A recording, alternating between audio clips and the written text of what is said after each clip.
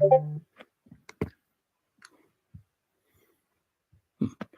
right, looks like we're live, so let me just and the voice chats to use here, and yeah, we can kick off. Let's chat. I've got some guests here already. This is excellent. Let's join. Oh, hold on.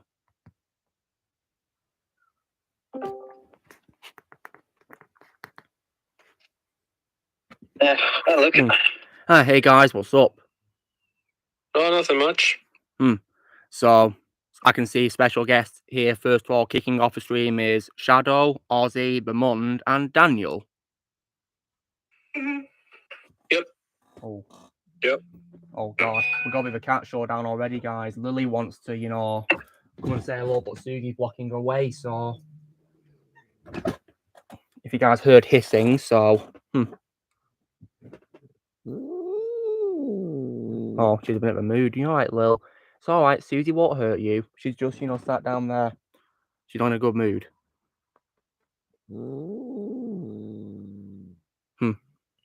But yeah, Lily was eager to say hello tonight, weren't she, guys, for some reason? Oh, hello, Lily. Connor saying hello to you as well, Lily. Oh. When Susie comes near me, I'll probably show her to you guys as well in a bit. It's alright. Alright, come on then. See ya. So yeah, how's everything going with you guys? How's your week's been? Going pretty good. It's been good. That's nice to hear. And yeah, I got some more stuff yesterday as well and stuff online as well to show you. That's awesome. Yeah. Nice. So have you guys been, watching anything new this week in terms of movies or whatever? Well, earlier this week I saw Rise of Gru. Yeah, I plan to check out one and see what I think of it. And I finally saw Prisoners. Yeah, it's about time, isn't it? Yep. And so what? Tell us what do you think of it in your opinion, Ozzy? Second favorite role of Hugh Jackman and Jake Gyllenhaal. That's cool. And did you have a favorite moment in the movie itself? Where's my daughter? I know, right? It's just unreal acting by Hugh Jackman, isn't it? It's just unreal. Yep. And my favorite work of Denis Villeneuve as a director as well, guys. All right, let's read some comments. Connor says, guess what? You just earned yourself a Dark Knight trilogy fan. Oh, that's awesome. So, yeah, Connor, that's really cool. You'll have a Dark Knight, so a trilogy. So, yeah, be sure to check out my reviews on my films so you can hear my full thoughts on them, yeah. And feel free to tell me your thoughts on the films in your comments on the reviews as well. By all means, do, yeah. Wait, what's Daniel shared with my chat? That's sweet. Bruce Willis. Oh yeah, I saw that, Daniel. One of his daughters posted it on her Instagram of him dancing. Yeah, that's true. Glad to see that he's happy despite having retired from acting due to having aphasia. Hope he's doing well. Yep. Yeah. Did any of you guys see that surprise trailer for John Wick 4? Yeah, I saw it when it debuted from San Diego Comic-Con. It looks pretty promising, doesn't it? Hopefully it'll be definitely worth the wait and the bloody delays. I just hope it's the final chapter of the John Wick movies. Well, yeah, that's true because, when it comes to franchises, they can't go on forever, can they? Nope. Yeah. I really hope it's true that they don't do a John Wick 5 because that's really stretching it out. Yeah, sometimes, good stories have to come to an end eventually, don't they? Yep. Companies like Disney will never learn that. Yeah, Disney don't learn at all because they just want to make money, don't they, by doing even more cash grabs. Yeah, and the same thing can be said for Warner Brothers, Sony, Lionsgate, Universal, everyone. Disney are a massive example of it. Yeah, look at what they've done for Star Wars and Marvel. Yeah. And the of course, overstayed the welcome by doing, cash grabs to sequels to Pirates of the Caribbean 3, didn't they? and they're planning to do some Yeah. sort of like reboot or something now, you know, like a female version of it, or something. I don't know what bloody plans Oh, are, and to be honest, God. I don't really care. Good I Abend, ain't watching Thomas. it. Yeah, I refuse to watch all these planned sequels or reboots, whatever they're doing. I'm not watching them. I mean, I'm boycotting everything that Disney do, really, to be honest. You know, there's one company I realized that Disney has not ruined. Yeah, what is it? National Geographic. Yeah, that's really sad because I'm not really much into National Geographic myself, but it's good to know they haven't ruined it. I'm just like, out of all companies, you choose not to ruin that one. Yeah. I can also confirm, guys, that I am also retired from Pixar unless they do sequels to Incredibles 2 and Luca. Yeah, I can Also, confirm that. the Deadpool movies and Logan are now available on Disney Plus in America. Well, that's just stupid because they weren't even made by Disney, they were made by Fox. I just thought it was incredibly funny. It is funny because it's just bad. It's laughably bad, but it's going to be on Disney Plus of all places. Well, I still watch them on there anyways. Well, I'm not going to be watching them there because one, I refuse to get Disney Plus, and two, I have them on DVD anyway. So there's no point in getting a streaming service to watch when I already own them. The only one from those three I don't own is Logan. Oh, I've owned that since it came out on DVD back in 2017 because I adore that movie. That's great, Thomas, but the DC universe is making a Snyder Cut canon. To me, it is canon, so thank God for that. And so, when it comes to Rise of Gru, Ozzy, would you say that it's the true prequel to the first Despicable Me and not Minions?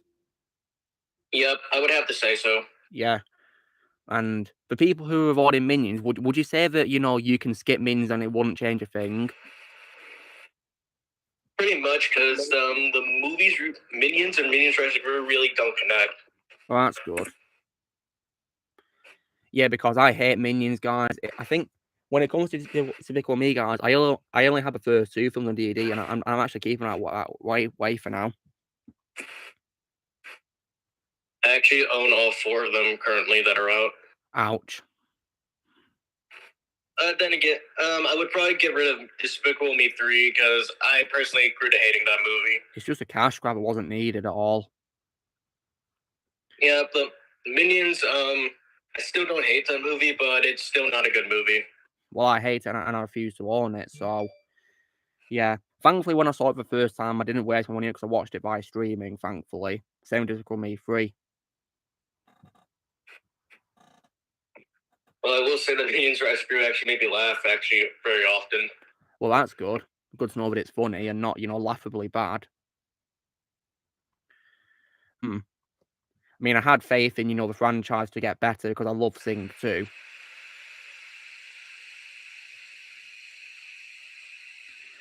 And when it comes to, you know, Sing, that definitely deserves a third movie. So if any of you guys haven't seen the Sing films, I'd recommend them. They're very good movies. Yeah. I've only seen the first movie so far. Well, I'd recommend the sequel. In my opinion, the sequel is probably better, to be honest. Yeah, I saw it today. It's great, isn't it, Amund?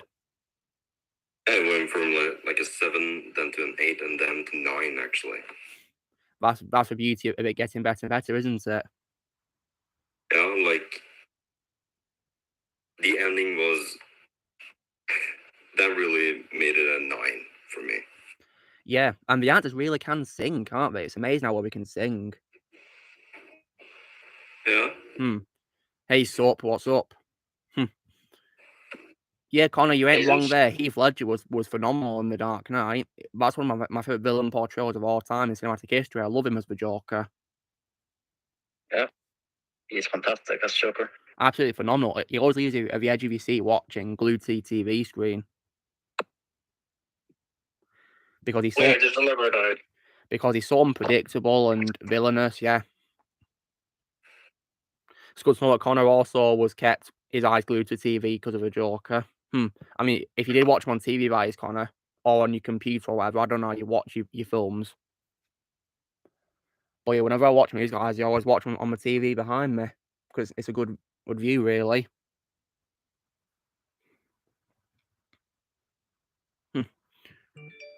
Terrifying in a good way. Rightfully so, because he is scary, isn't he? It really is. Yeah. So I got more DVDs this week, guys. So I'll be showing them shortly. And I'm sure you guys will be looking forward to seeing what I got. Yeah. Yep. You watched all 3 on Prime, did you, Connor? Oh, nice. Yeah. It's cool how Prime can let you, rent or buy movies as well as watching ones which are included with Prime to watch for free. And it's cool like you can rent or buy them on there. I own the Dark Knight trilogy. Yeah, same. I own it on Blu-ray. Just like I do to the 90s era films and the Batman from this year. Yeah. Hey Donnie, what's up? Doing pretty well myself. Hope you're doing well. So, Daniel, have you watched anything new this week you've never seen before? I'm currently, the movie's muted right now, but I'm watching Conspiracy Theory with Patrick Stewart, Julia Roberts, directed by Richard Donner. Richard Donner, rest in peace. Yeah, great director. I'll be sure to watch to see what I think of it. And so some more worth. Yeah, and because I love the Lethal Weapon movies, and that further cemented my love for Richard Donner as a director after I loved him for his work on Superman and the Goonies. Donnie's watching the first Batman movie. That's cool. Do you mean one with Michael Keaton, Donnie, for $9.99? Because that's a great movie.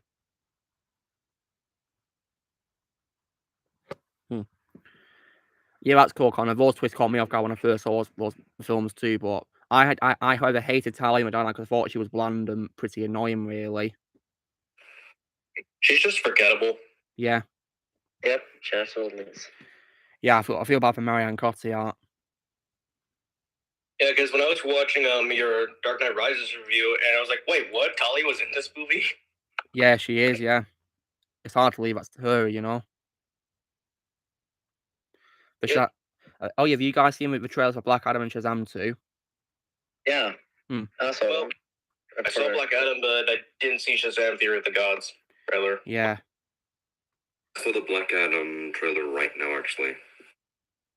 Same here. Yeah, I'll be definitely watching these, and hopefully I'll have time to watch them in theatres as well. Hopefully. Yeah, Connor. Black Adam. Also, I saw the trailer for John Wick Chapter 4 as well. It was pretty short but sweet. I'll definitely be looking forward to checking that movie out. I'm very excited for it. Even though it only lasted a minute, it's already way better than Resurrections. To be honest, I was more excited for this movie than Resurrections in the first place. I still haven't watched the John Wick movies yet. Well, I'd recommend them, Connor. If you, Connor, I'd recommend these to you as well if you're into John Wick. But also, I'd recommend, I'd recommend them to you because if you love Keanu Reeves as an actor, yep, might as well do it. Yeah, go ahead, give them a watch. You won't regret it. Yep, as soon as they're available to stream. Yeah. Or you could get them at your DVD store, see what you think of them. Unless you want to save your money first by watching on streaming. Yeah, just watch on streaming first before I go to the store. Yeah. My advice to you guys watching a movie for the first time is watch it by streaming so that you don't waste your money in case you don't like it. And then if you love it, you can get it from your store, can't you? Yep, I learned that the hard way once. Yeah. Connor was miffed at what was Bane's death. Yeah, Connor, I think pretty much everyone would probably agree with you there. I mean, because I hated where Bane died in The Dark Knight Rises. And you want to know which movie that I learned it the hard way with? Go on, what is it? Batman and Robin. Oh, God. Yep. I got the full collection back in 2015, and I absolutely hated Batman and Robin. So you first watched it back in 2015, did you? Yeah, I watched it on DVD. I saw it when I was a kid, guys, on TV. It was on TV. I thought it was just, okay, really. I didn't really think it was bad at first, because I had no idea about, how bad it actually was. But unfortunately, when I rewatched it back in 2013, when I was on holiday in Florida, yeah, it was pure garbage. And I was 13 when I saw it, so yeah. Yep, and there's also unintentional funny scenes in the movie because of how terrible they were executed. Just watch it as a comedy. Yep, except that one scene that I never laughed at.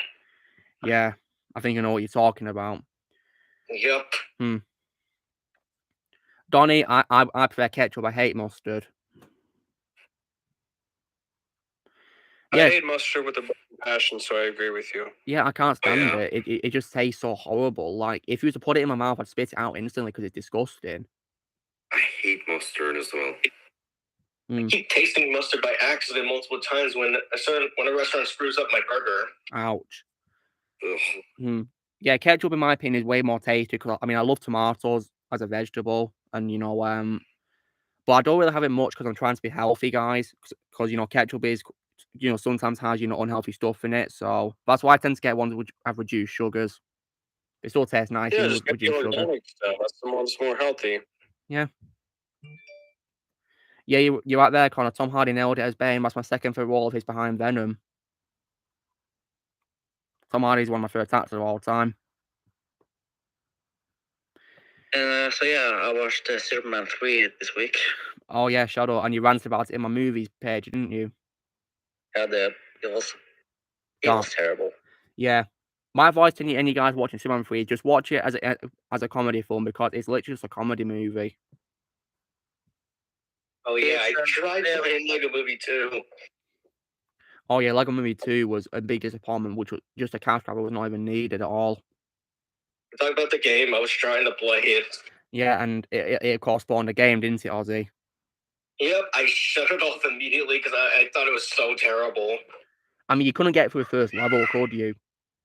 No, That's how bad it is. And like, what were you doing in this first level? Because like, what even happens in the game? Because I'm clueless about it. Well, obviously, you start off with a tutorial just so you know what to do. Except some of the things they have with you just ruins the experience of the previous Lego games. Because instead of there just being a pile of bricks for you to build, you have to go find the bricks. That's stupid. So it's just a Lego Worlds clone, isn't it? Yeah, no wonder why they went back to kind of the original tradition with Skywalker Saga. Thank God for that. If they did Lego Skywalker Saga in the same way as Lego Movie 2 game, I probably wouldn't have got the game. Same here. Yeah. Yeah, Connor, the first Lego Movie game was far better. At least that was actually a Lego game. Yeah, and I'm not even a fan of that game, but I prefer to play that over the sequel. Put it this way, guys, I'd rather take that game over the second one, definitely. Or maybe play as a Lego Movie characters in Lego Dimensions instead. The only one I own is Wild Style. Yeah, and so when it comes to the Lego Movie 2, Ozzy, you were so annoyed, were you? This was like your second playthrough of the game, wasn't it? Yep. And was it on a different console to your last gameplay, or was it the same one? Different. I played it on the Switch. The first time was on my friend's Xbox. And on the Switch, is it still garbage? Yep. Yeah. Honestly, if it used the same gameplay as the first game, it'd have probably been better. You change absolutely nothing. Yeah, and the heroes in the game like Superman and Wonder Woman, Flash, Aquaman, Green Lantern, Cyborg, they don't have any powers at all. I mean, they're literally just the people in costumes. And like the Flash without his speed, he's not even the Flash. You should just call him the Human. You know, that's honestly kind of an insult to the superheroes in general. The game is an insult to him. Yeah, it's ridiculous. And apparently, I believe one of the gadgets in the game is Green Lantern's ring, but you can't even, construct anything with it. You just shoot green blast with it, don't you? Yeah, then what's the point of adding it then? Exactly, it's pointless. And apparently Harley Quinn's in the game based on, DCU version of her. Okay, that was okay, to be honest. Yeah, I suppose. But she doesn't do anything, does she? She's just a human who has no abilities. Yeah, that's literally like if you added in Spider-Man, but he can't use his powers. He can't web swing. Yeah. Thank God we haven't done this to Marvel characters, guys. Thank God. Like, if they make a Lego game where Spider-Man can't web swing, I'm not going to even waste my time on the game at all or check out clips of it. But speaking of Harley Quinn, guys, I really love The Wolf of Wall Street, which stars Margot Robbie in as a character. That movie with Leo DiCaprio and Jonah Hill and her, it was absolutely hilarious. Yeah, it was a fantastic movie. Yeah. And I saw that movie one day in school. Yeah, it's very funny, isn't it? Yeah. Character in Injustice 3? That's a very good question, Matt. I mean, I'd probably love another Mortal Kombat character, maybe. Who was in the previous 2 games? Maybe Johnny Cage or something.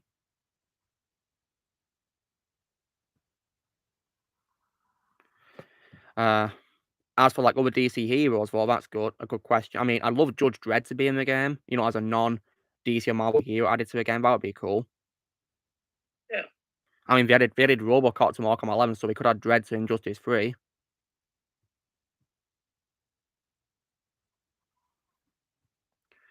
I mean, is there any other like other superhero franchises that you think would add to Injustice 3 the DLC, guys? I have no idea.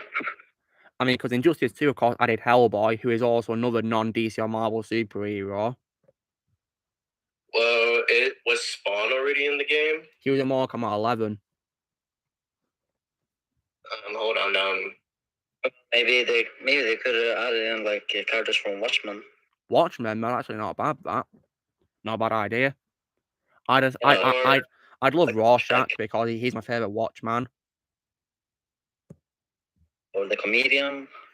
Yeah, or maybe even Dr. Manhattan, but you know, he'd have to be human size and not be a giant, you know. What about Jonah Hex? Maybe he could probably be a chance to redeem a character because I heard apparently he had a garbage movie, Jonah Hex. And like have the character have a comeback. Yeah, maybe a chance for redemption, eh? And also, how about maybe John Constantine? And if they do have John Constantine in the game, I'd love it if they got Matt Ryan from, you know, the CW show to reprise his role as him, because he has done voice with Constantine, so he could probably voice him in this game, maybe. Which show is he in? He's in a show literally called Constantine. Then he appeared in in the Arrow show. You know, it's like a crossover. Then he appeared as a regular character in Legends of Tomorrow. But I, of course, no longer care about the Arrowverse because I stopped watching it after the stupid crossover Cross and Infinite Earths. I just stopped at season 2. It's just not interesting, is it? I generally got confused.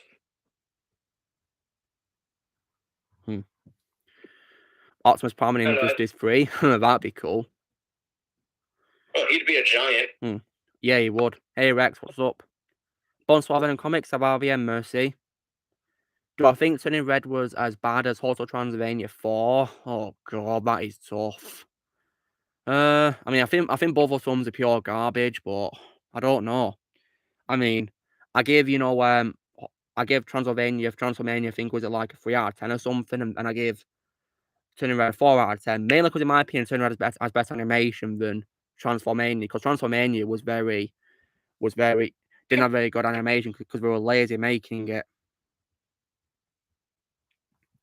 It's mainly because of Turning Red that I would type and watching Pixar films, guys, unless they do sequels to Incredibles 2 and Luca. Like, those are all the times I'll watch them, because in my opinion, those 2 films deserve a sequel. I mean, I wouldn't mind if they did a sequel to Onward. Because Onward was amazing. But Rain Last Dragon's not made by Pixar, that's just made by Disney. But I'd like to be part of Toy Story as a toy, that'd be cool.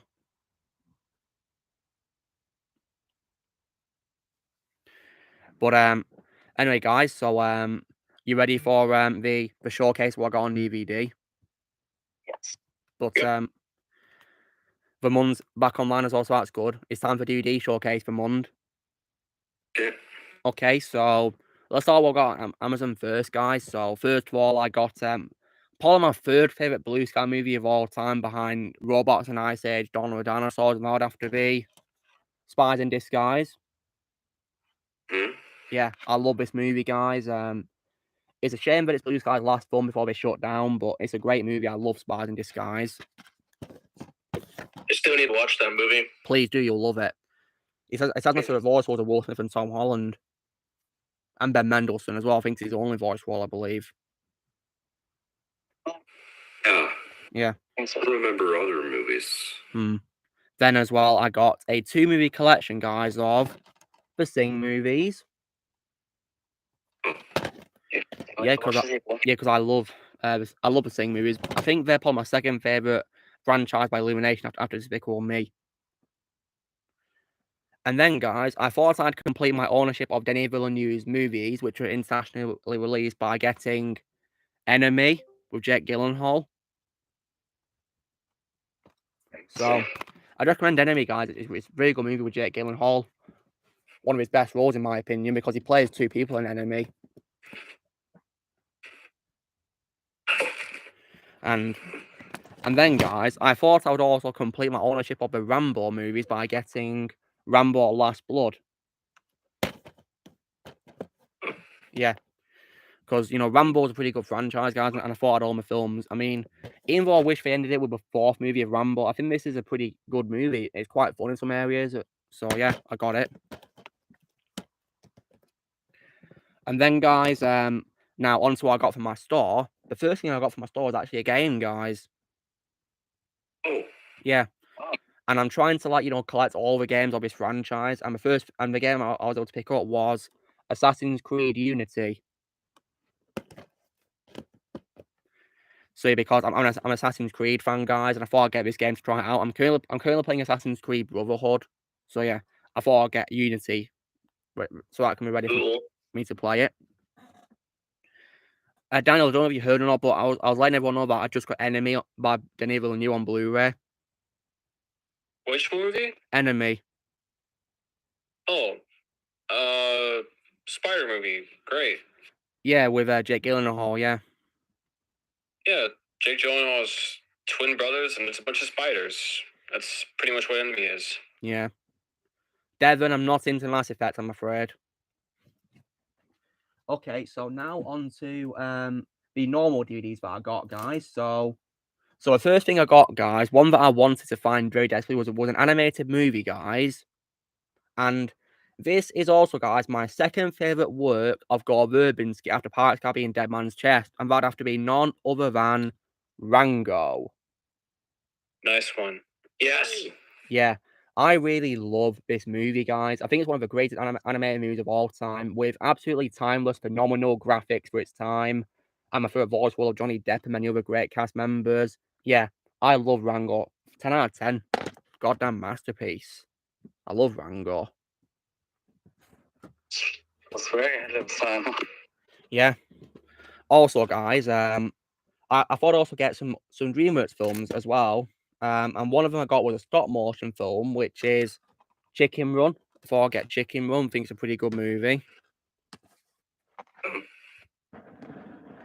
And it has one of my favourite voice roles of Mel Gibson because he plays Rocky the Rooster, but I do like him more in Pocahontas.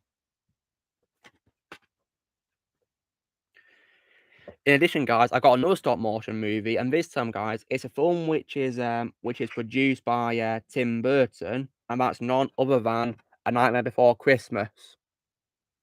Yes. Yeah, that movie Nice is one. just absolutely phenomenal. And then, guys, I got an animated movie which is made by Sony, and in my opinion, this is a sequel which is better than the original. And I'm not planning to get the original because I didn't like that movie, but this sequel, in my opinion, was far better, and that was none other than the Angry Birds movie 2. I like the Angry Birds theme. Yeah, me too. And I, of course, do not plan to buy the previous movie because I did not like the original. Neither. Like, I thought... And also, guys, I then got another movie by Tim Burton. This time it's one that he directed, and he also directed this movie, and it's once again stop motion, which is made... And one of the studios involved in this was Leica, and that's none other than Corpse Bride. So that's my second favorite animated Tim Burton movie. After Night Before Christmas, Ozzy? Yep. That's cool. Would you say it's the favorite one that he's directed, Rob? Because he didn't direct Night Before Christmas, did he? No, he didn't, but his name is still in the title. Yeah. I love Corpse Bride, guys. I really love this movie. You could even say it's a horror movie too, couldn't you? Yeah, it's pretty dark in a few places. Yeah. I think Neil and say level of darkness is Coraline in some areas too. That's pretty dark, isn't it? Oh, yeah. Oh, I still need to finish that movie. Oh, Coraline. Yeah. I also picked the movie still freaks me out. I also picked some more DreamWorks movies, guys. So one that I got, which I think is an underrated one, would have to be Rise of the Guardians from 2012. I think it is. Ooh. It's a pretty good movie, guys. And I will also say, guys, that before I lost respect for Alec Baldwin, North was my favorite role of Alec Baldwin. You know, Father Christmas, that's my favorite role of Alec Baldwin in this movie. Oh. But yeah, I of course lost respect for that guy. So, in my opinion, the most overrated movie would have to be Avatar. Mm-hmm. Yeah. Then I got another DreamWorks movie, guys, which I think is pretty funny from 2017.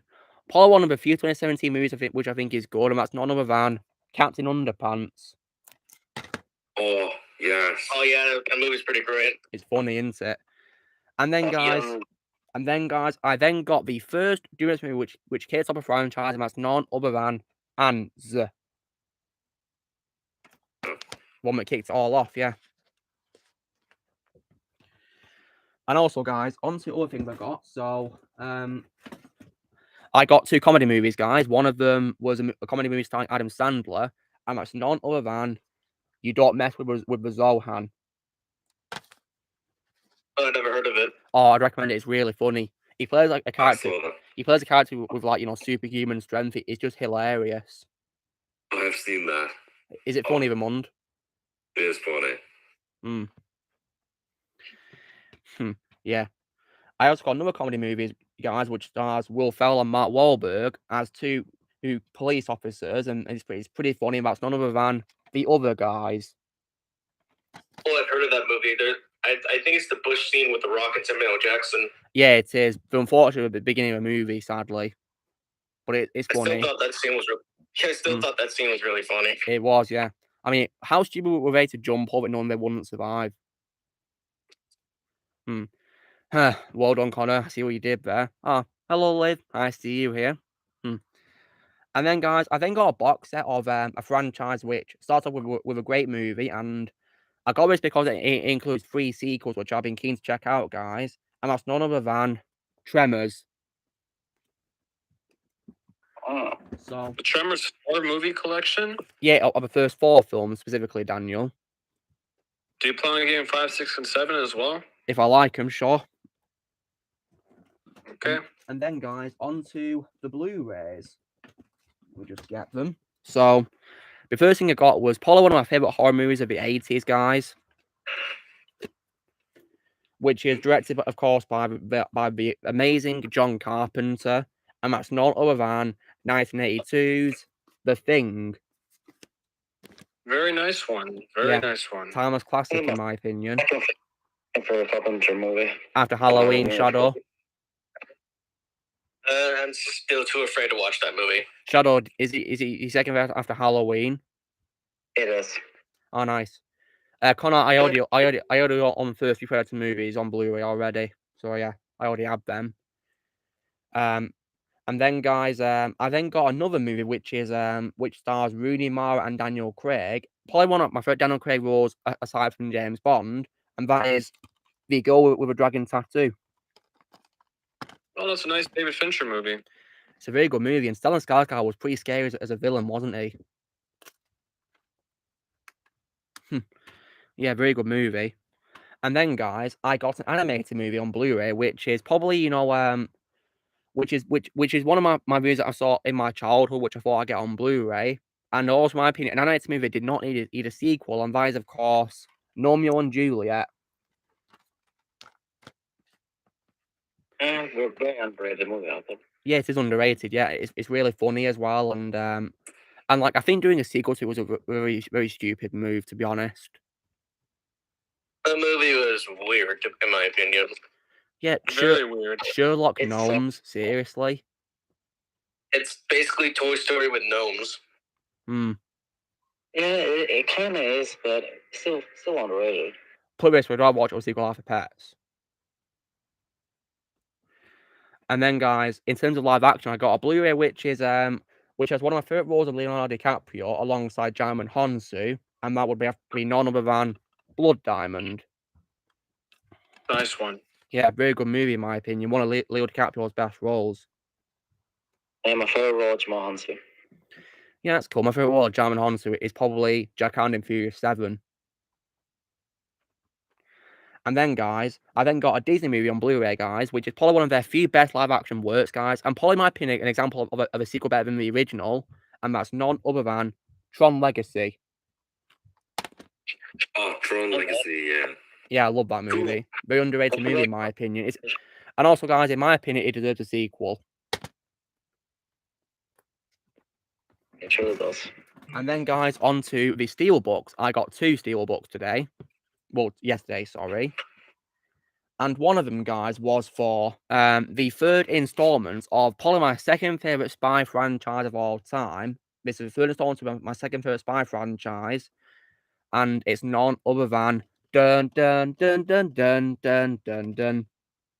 Mission Impossible. 3. Mission Impossible 3. Yeah. It's also coincidence that I get it because, you know, today is, of course, the birthday of Daniel's favourite actor of all time, Philip Seymour Hoffman, may he rest in peace. Who, of course, was in this movie as the villain Owen Davian. So rest in peace, Philip.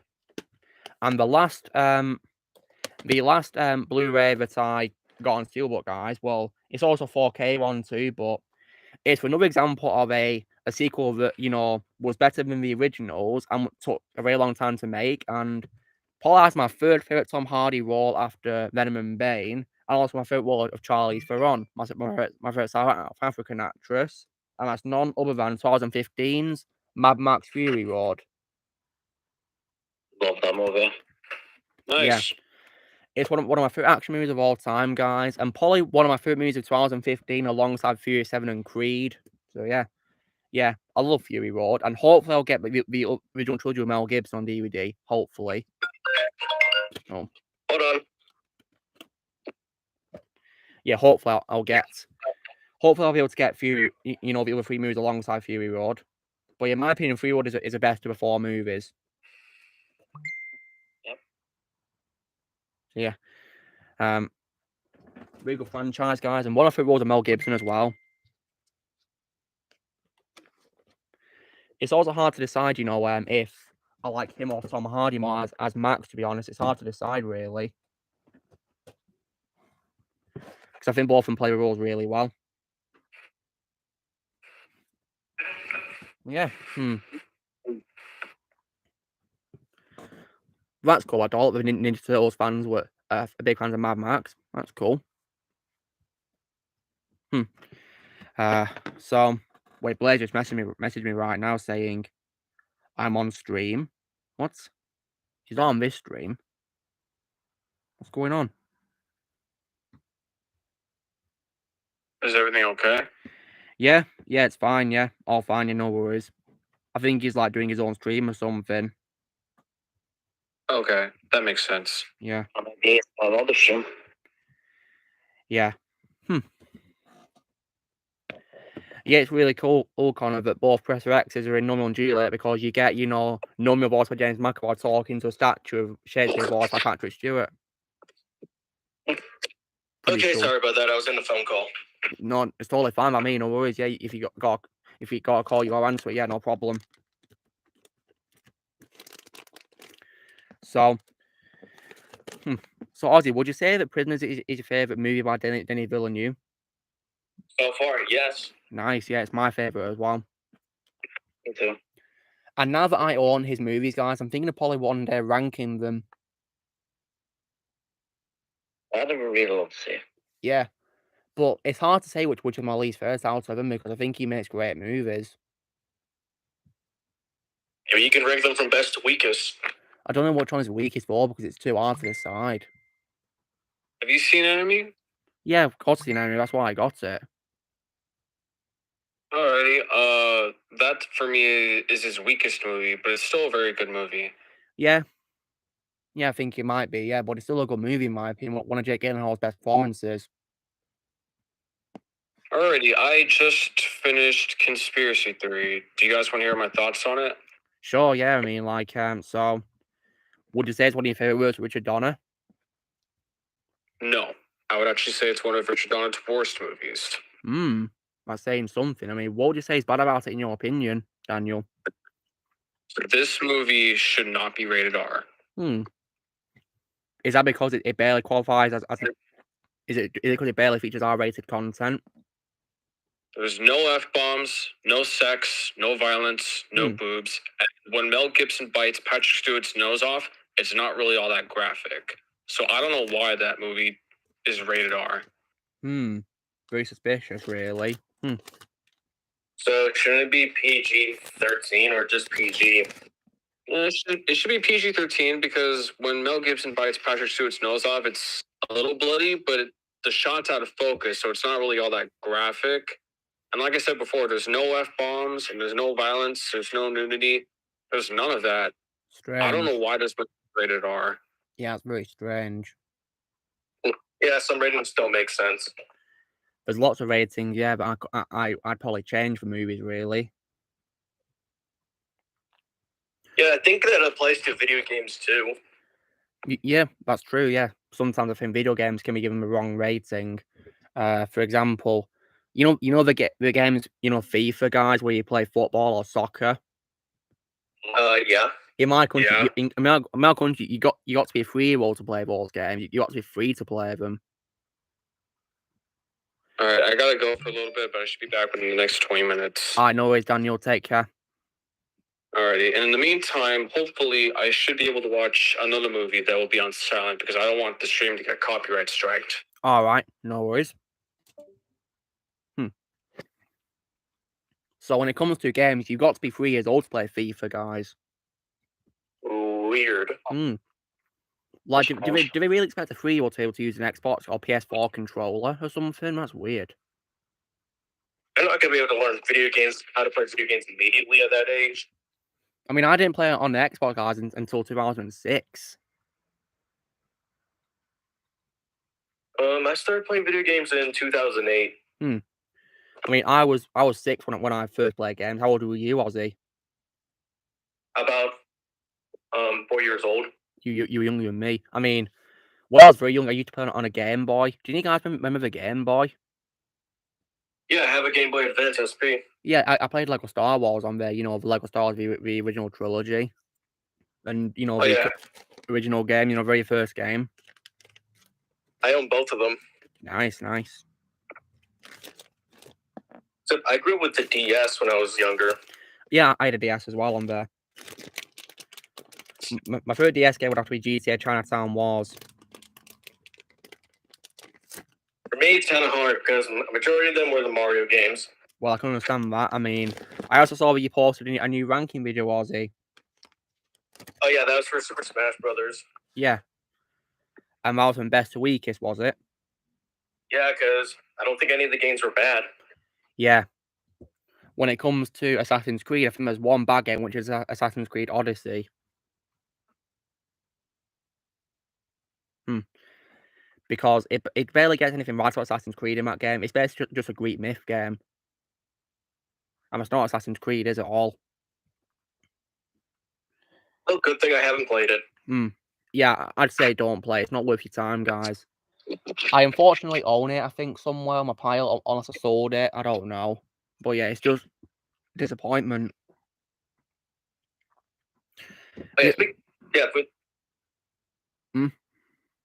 With video games, yeah, Nintendo's also guilty of the rating as well.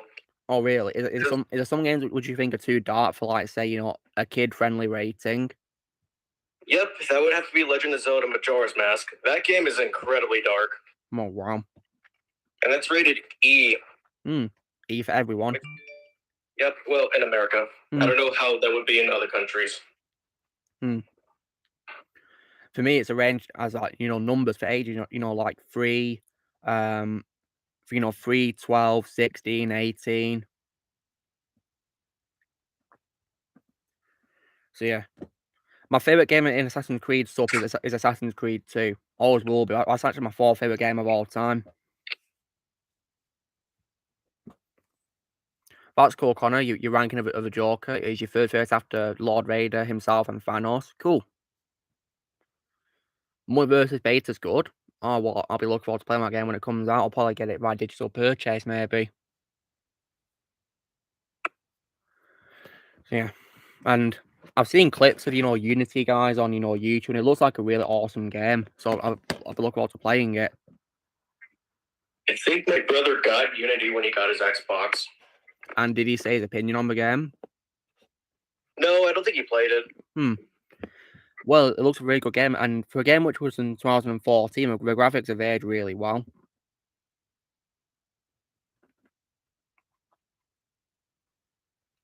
There's loads of games which I think have aged really well in terms of graphics.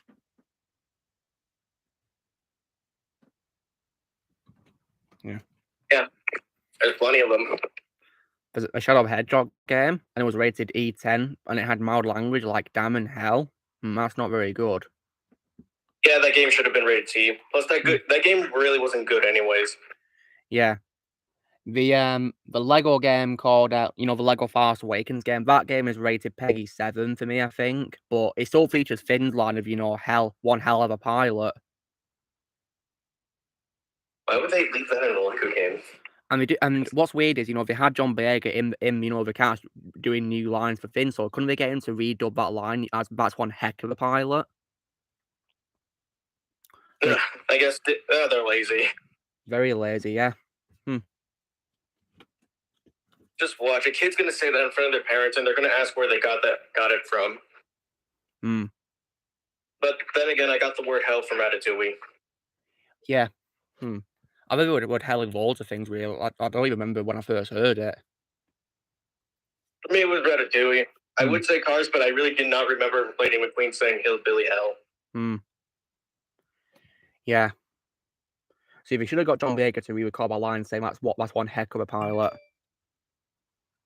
I mean, if you guys have played Lego Dimensions in the Simpsons level, I mean, Homer says in the original episode of the level, oh my god, I'm missing the chili cook-off, but in the game he says, oh my gosh, I'm missing it. So they're able to get Dan Castellano to re-record lines, but not John Boyega. That doesn't make sense. Thing is, when it comes to a Simpsons in the game, Ozzy, they didn't get any of the cast back, they just used archive audio, and they must have took a gosh from another line, maybe. I don't think it doesn't make sense still. Yeah. It's all because of licensing, that's why. I mean, one thing that's also one that I don't like about Simpsons, like that mentions, Ozzy? What is that? The theme's not there. Really? Yeah, the iconic theme by Danny Elfman's not there. Well, that sucks. Yeah. But the background music does feature the same instruments as the theme, so that's one thing, I guess. But still, they didn't even have the actual, the actual theme by Danny Elfman. Well, then again, I could really never explore the Simpsons level in the open world because I never owned any of the characters. I got all the characters so I could explore them, yeah. It's a pretty fun world. They did a very good job, recreating Springfield, but they got rid of some places for, family-friendly reasons. They got rid of most Tavern because it's a kid-friendly game, so they're going to remove alcohol references.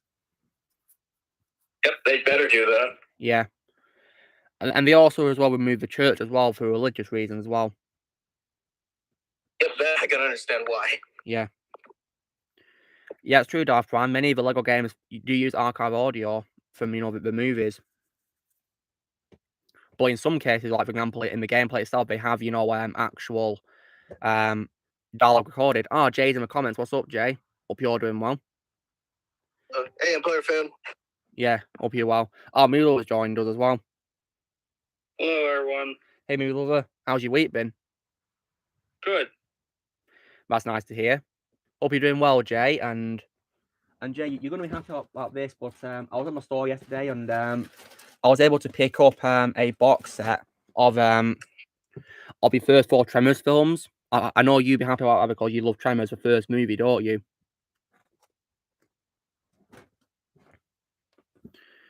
Yeah, hope you're doing well, Jay.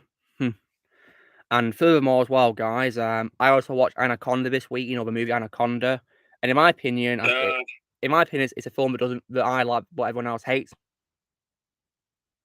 Yeah.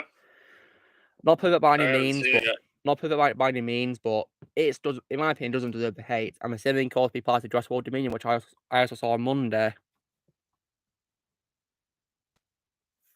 I haven't seen Anaconda yet, but yeah, I'd recommend it if you like horror movie love, which I know you're a fan of course, aren't you? Yeah. Yeah. When it comes to Jurassic World Dominion, I think that movie does not deserve the hate at all because I enjoyed it. Oh. Why? Because is it really that bad? No. I don't think you do. You do because you have Mm. probably heard about that there are many people that hate Chris Pratt for some reason. So Well, I don't hate Chris Pratt. I love Chris Pratt. yeah, it's my favorite. Yeah, he's Shadow, Jay, and Connor's favorite actor, I believe. Yeah, exactly, Jay. Jurassic World Dominion is not bad, in my opinion. I mean, I'd rather watch it over 3 and Fallen Kingdom because 3, in my opinion, is still the absolute worst of a franchise. Yeah, I don't get why it has fans. It still sucks. Yeah, in my opinion, it's hot garbage, and from that you can literally skip, and it wouldn't affect the franchise at all. It really doesn't even feel like it's part of Jurassic Park. It's just their save and rescue mission. It's just hot garbage. Fallen Kingdom, in my opinion, goes absolutely wrong in the second act of a movie. At that bloody mansion. I mostly hated the ending of Fallen Kingdom. Oh, that ending was so stupid. Yeah, I actually remember getting a little bit mad when I saw it again. And they also wasted Ian Malcolm, my favorite character, as well. thank God for Dominion. Like they showed, Dominion fixed yeah. it. Yeah, they show him in the trailers, but he's only moved for like 2 scenes. What a waste. Yeah. Thank God in Dominion he had a far bigger role, and in my opinion, guys, he alongside Alan and Ellie was my favorite thing about Dominion. Their scenes. And yeah, pretty much after this movie, this made me respect Universal a bit more because they don't kill any of the characters off. They respect them. Yeah, they're no sequel trashology, are they? Yeah, if you guys wonder what I mean about sequel trash, I'm talking about Disney Wars. So yeah, and screw Disney all the way. I hate that bloody company after what we've been doing to franchises. Ah, Daniel's back. So, have I missed anything yet? Well, Jay's in the comments. Oh, nice. Yeah, so if you'd like to ask him a question, I'm sure he'd be happy to answer as long as it's respectful, of course, guys. Alrighty, I'll go ahead and ask my question right now. Go on, Have man. you seen the Lethal Weapon franchise? And what is your favorite Danny Glover and Mel Gibson movie? Yeah, I don't know if he's seen him or not, but yeah, I'll let him take his time to answer. Yeah, thank God, Darth Prime. Thank God for that. Yeah, I think Brandon Routh's a very good actor. He's also a very nice guy because he actually, quote tweeted one of my tweets on Twitter about him in Lego D Supervillains. He's a very nice guy, Brandon Routh. And I think he still remembers me because last year when I wished him happy birthday on Twitter, he liked my tweet, so that's pretty cool. And this year we're doing it again, and hopefully he'll see it. He's a very nice guy.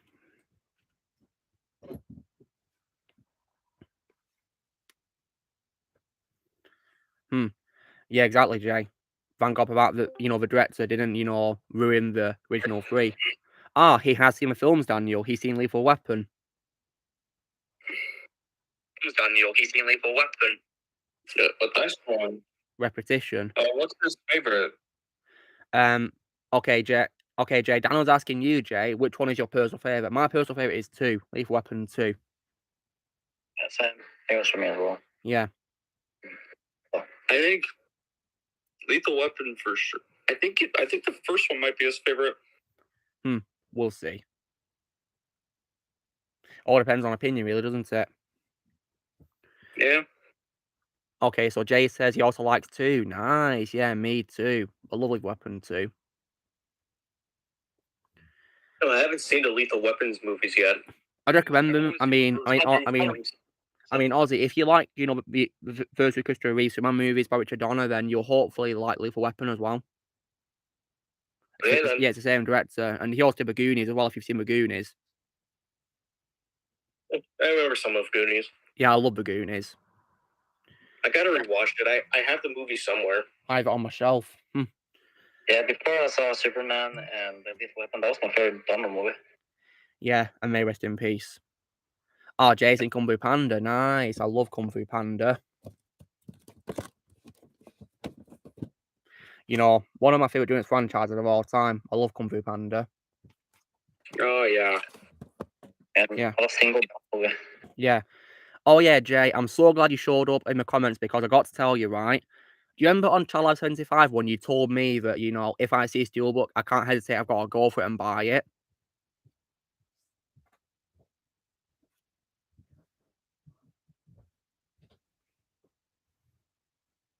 Hello? You just wait for Jay to respond. Uh, Yeah, I'm just asking if he remembers when I. Well, Jay, you'll be pleased to know that ever since you told me that, I've been making sure I've been getting as many as I can, really. And last week I got the first half Jurassic Park movies so far on Steelbook.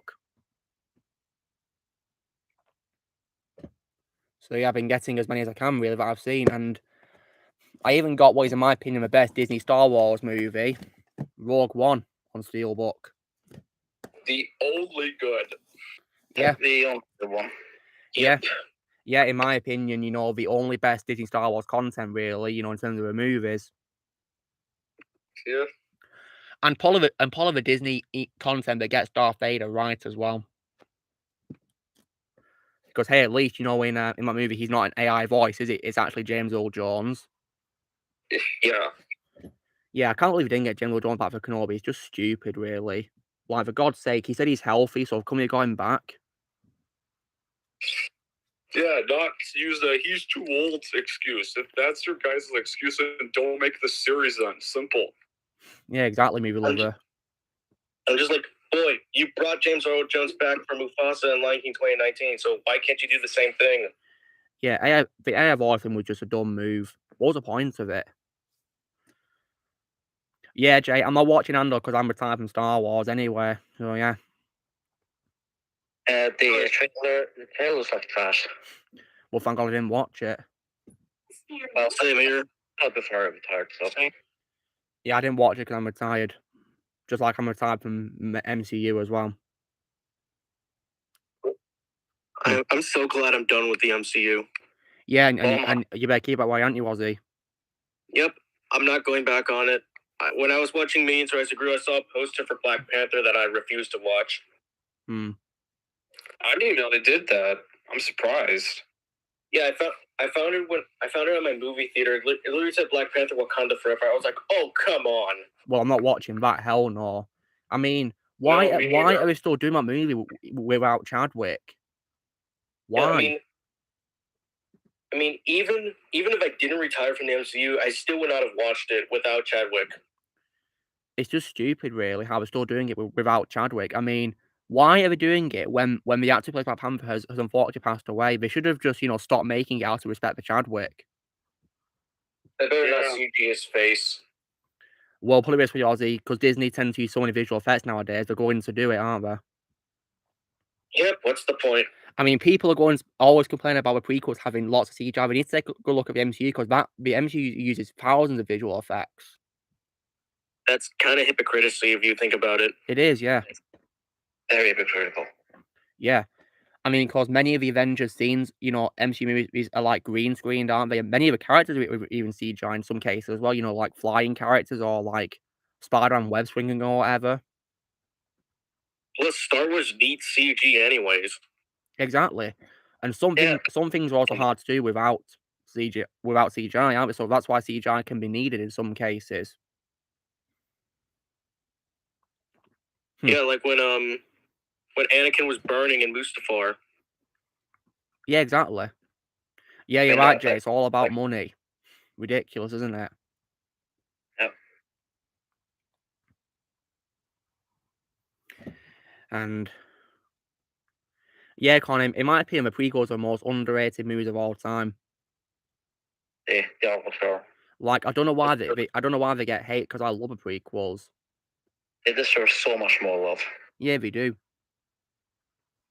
It's literally like the same question I've asked before. Why is it okay to hate the prequels but not the sequels? Yeah, that's it's very funny how that works. Yeah. Oh, and Jay, in terms of steelbooks as well, I also got that Western movie you saw, which was Magnificent Seven. I got that on steelbook. Great movie, in my opinion. That's also very underrated. Definitely underrated. Yeah, it deserves more love. It's a great Western movie.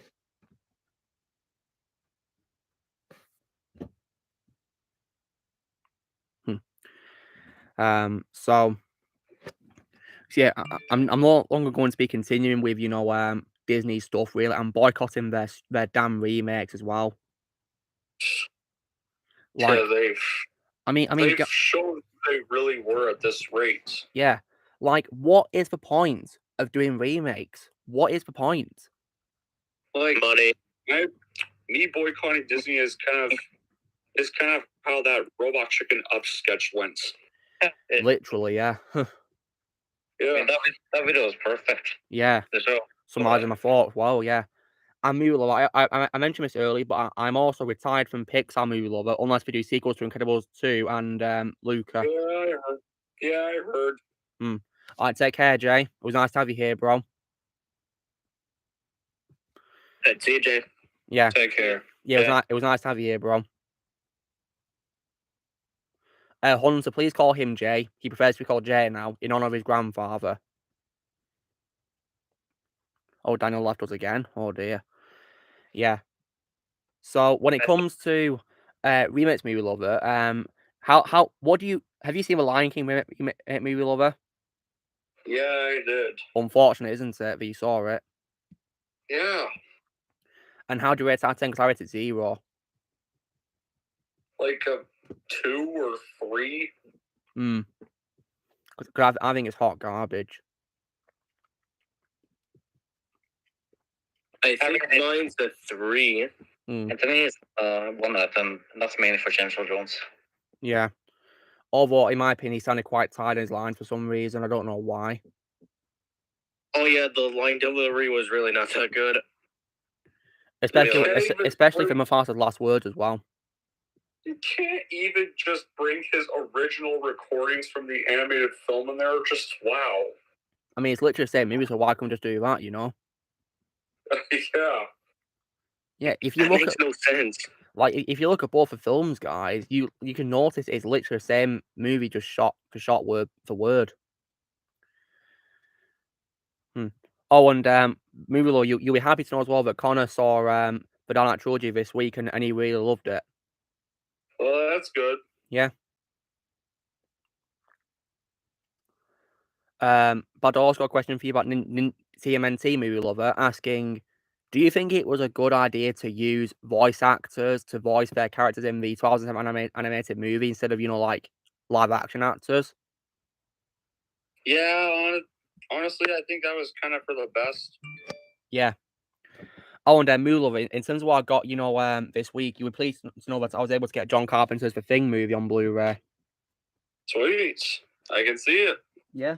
I think it's also my second favourite movie by him after Halloween. Yeah, how's the Halloween franchise watch going so far? Well, I've seen the fifth movie before, that was garbage. Oh, yeah. Well, it's not as garbage as we have to sit through in 3 more films. Yeah. Alexander's joined us.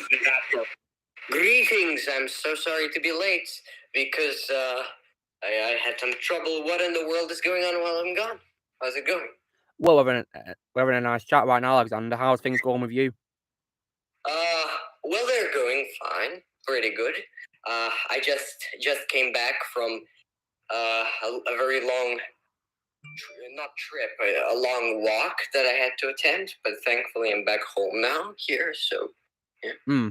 Well, it's good to have you here, Alexander. And yes, well, it's good to be here. Yeah. I was just talking to Movie Love about, horror movies, and you don't tend to watch that kind of franchise, do you? Absolutely not. Absolutely not. Understandable. Yeah, kind of the same, because there's some horror movies I'm too scared to watch, like The Exorcist or Clockwork Orange or The Paranormal Activity. Clockwork Orange isn't really a horror film. Oh, that's good to know. But I'm aware of one shot where they basically force a character's eyes open, which freaks me out way too much. Oh, yeah. Okay, question for you, Movie Love, from Connor, asking you your top 3 movie villains of all time. Darth Vader, Joker from Dark Knight, and Thanos from the MCU. Great choices. But I was asking you if you've seen a movie called Upgrade. No, I haven't. I've not seen it either. Oh, 1 second, sorry, that's my ring. noise. Oh, I thought that was my phone at first. Oh, it's Alexander's, don't worry. Oh, movie lover. I also as well got Spies in Disguise on DVD as well, and the Sing movies. Nice. Yeah. I also as well managed to get I also got Rambo Last Blood as well. Yeah, and when I just joined the Saturday chat, I had saw that Get This Man Shield mentioned he had just saw Sing 2 in the general chat or movie chats. Yeah, it's a great movie. It's a great movie.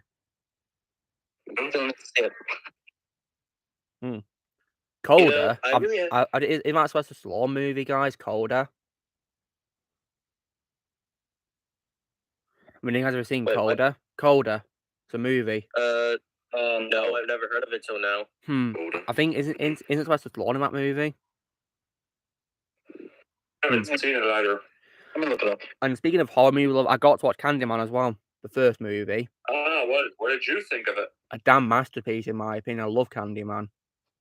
Yeah, it's an example of a horror film that should just stay one and done. Yeah, because I saw 2, the second movie, Farewell to the Flesh, and I thought that was really boring and hardly even a horror movie, really.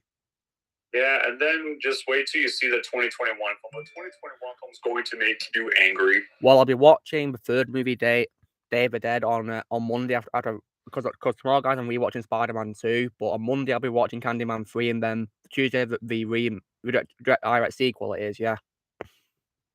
Oh yeah, the Candyman movie from last year was garbage. Just sucked. I used to like it, but ever since I rewatched it a second time, I no longer do. Is it because 2012 was wasted, movie lover? Yeah. And plus as well, what I don't understand is, like, what is the point of bringing back Candyman? Because it's going to make Helen's sacrifice in the first movie pointless. It pretty much did. Yeah. But I will say, guys, that Candyman's my favourite role of Tony Todd. Same. High five, look. Because he was really scary, yeah. High five. Yeah. And Alexander, did you say your favourite role of Tony Todd is the Fallen from Transformers? Yes, that is correct. That's probably my favourite voice role of Tony Todd, but yeah, he's a pretty good actor. So Alexander, have you watched any new movies recently in your spare time? Or stuff you've never seen before? Well, I watched Minions: The Rise. When I was in Miami, I went to the movie theater to watch Minions: The Rise of Gru. So and how was it in your opinion? I enjoyed it quite a fair bit. I enjoyed it. That's cool. Like, I'm kind of surprised. I actually thought the movie was going to be terrible. But yeah, I've heard good news about this movie. Yeah, what put me off of Minions: Rise of Gru is mostly the second trailer. That's what made me think it was gonna suck. And I was also worried about it because I hated the first Minions movie. So yeah. I personally enjoyed it quite a bit. So but this one, which one would I say for me was better? That's actually quite an interesting question. I think this one might actually be better for me. That's good. That's good, yeah. Because I think Minions was probably the start of Illumination's downfall until this movie and the Sing movie, to be honest. I love Sing. Yeah. And I got the Sing movies, of course, on DVDs as a 2-pack, so yeah. Because I love those movies. Though there is a continuity issue, which I noticed directly in the theater. And let me say this I will be able to say this without spoilers, but explain it to those who have seen it. So I felt like there was a meeting in this movie as if one character met another character for the first time. But I feel like in the previous movie, it was hinted that they had already met in some way, shape, or form. That's what I'm going to say. I'll explain later. Oh, I know which one you're talking about. Yeah. Yeah, that made me question a lot of things when that scene came up. Yeah. But I'm not sure if Alexander's into DC animated movies. He's not really into DC, or Alexander. No. Yeah. I mean, there's some I do on DVD, guys, because DC has many good animated movies. Yeah, I guess like before Lego Batman movie, my favorite DC animated movie was Batman Under the Red Hood. Yeah, I've heard great things about that movie.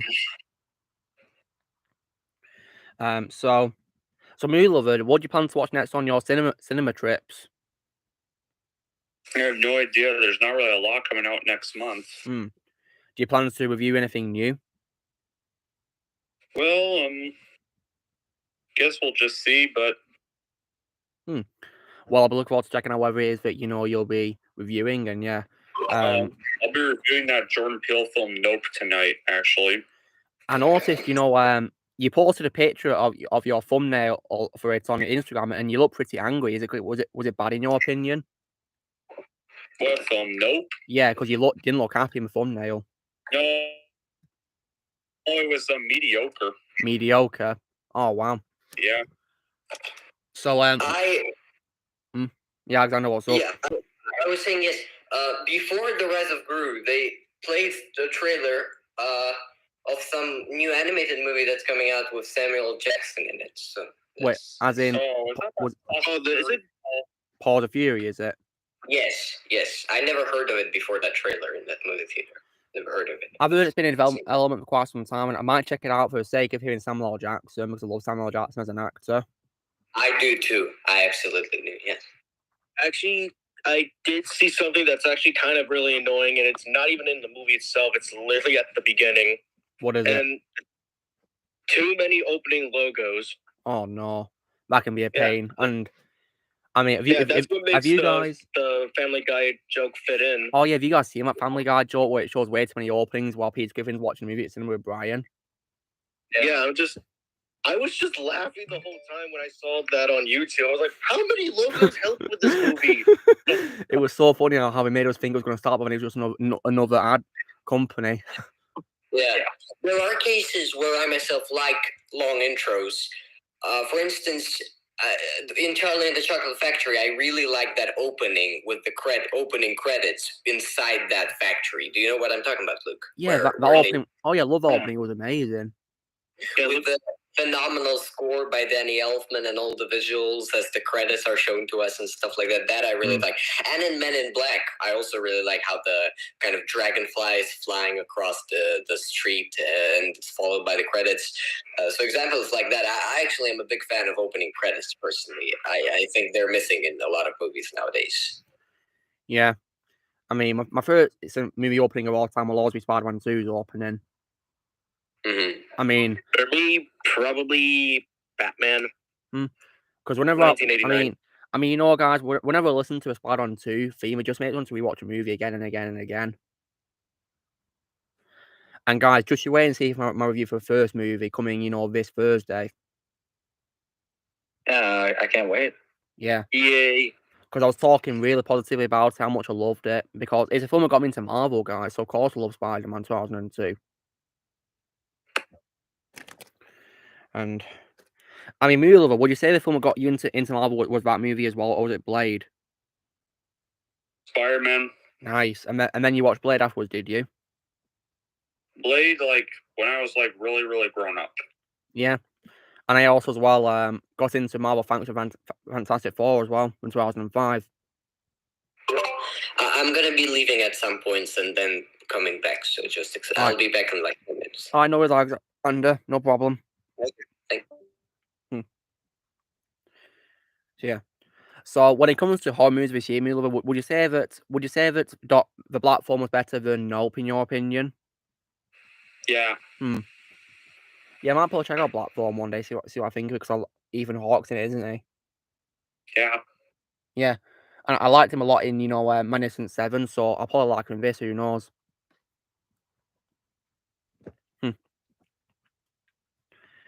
And so, but yeah, Monday on 1st of August, guys, Spider-Man Day will be the day that I post my review for Spider-Man and 2, of course.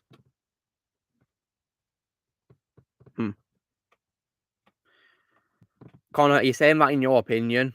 It's the 6th best movie of all time, yeah? Because some people might have a different ranking compared to you when it comes to best movies of all time. Yeah, rest in peace. Where I think I mean James Horner, because James Horner's a voice actor, and I believe he's still alive.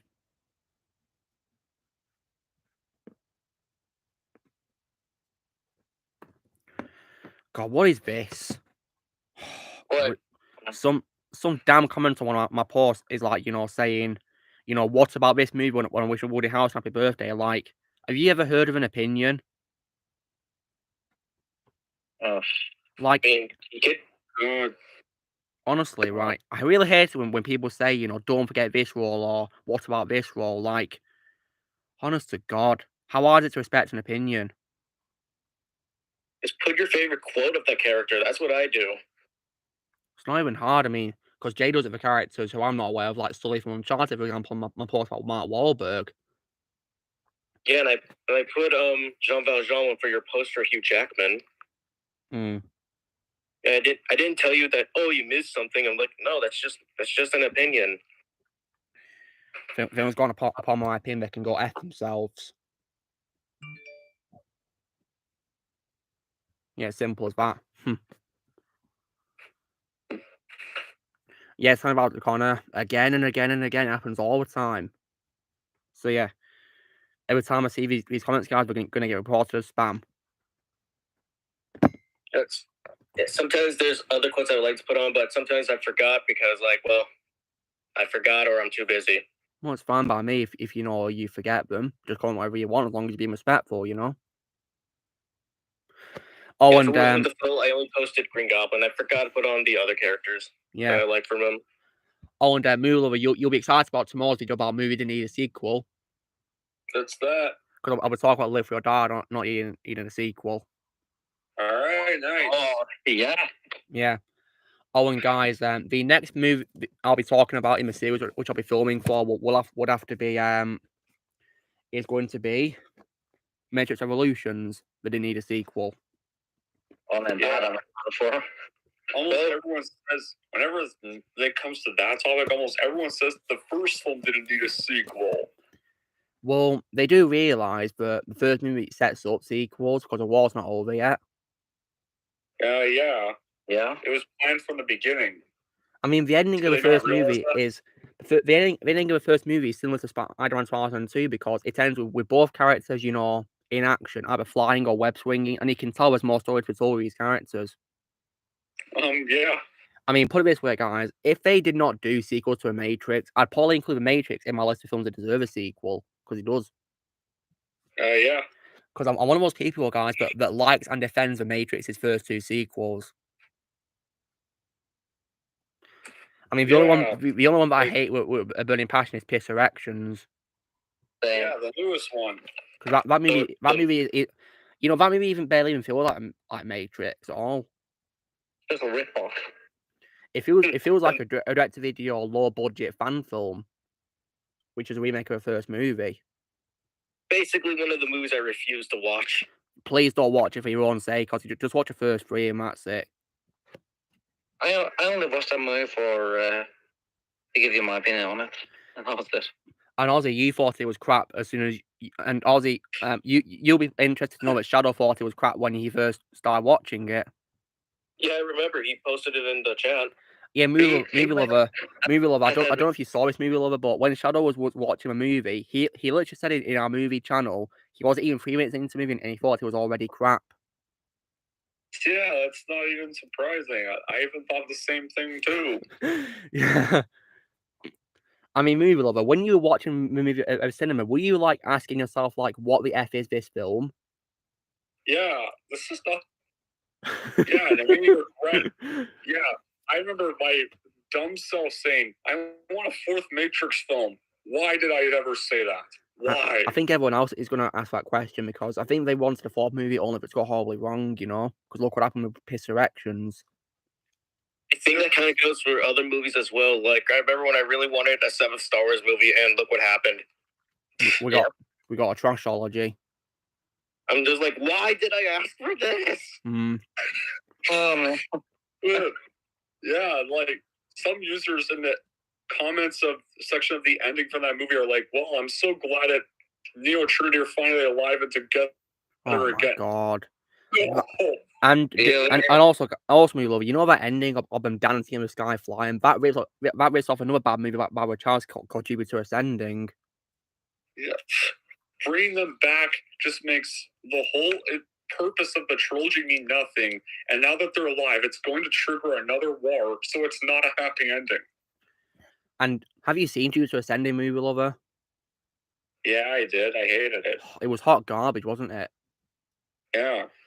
Would you say it's worse or slightly better than Piss Erection, in your opinion? War. They're both equally just as bad. I mean, put it this way, at least Jupiter Ascending isn't a sequel, it's an original thing, isn't it? Yeah. But unfortunately, you know, it's just, you know, a Star Wars ripoff, isn't it? Yeah, but at least Jupiter Ascending didn't kill careers. Yeah. And sadly, guys, I think that movie has probably the worst roles I've seen for people like Mila Kunis and Channing Tatum and Eddie Redmayne. Yeah, at least their careers didn't get killed by that piece of trash. Thank God. So, what have I... Well, Daniel, we were talking about, you know, we were talking about, you know, The Matrix and also, you know, Jupiter Ascending. And I got scared again. You're comparing The Matrix to Jupiter Ascending? We're just talking about it, you know, in a casual chat. Okay, are you comparing Jupiter Ascending to Matrix 4? The ending is just a rip-off of Jupiter Ascending's ending. Yes, I agree with you on that. It's literally the same thing where the two characters are flying in the air dancing. Oh, God. So, movie lover, I have a question for you. Yeah? Since we've already been talking about Jupiter Ascending, have you seen Speed Racer and Cloud Atlas?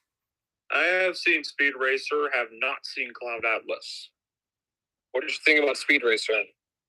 I think it's not bad, but it's just, I have a piece of advice for you in case you ever want to watch Cloud Atlas. Yeah?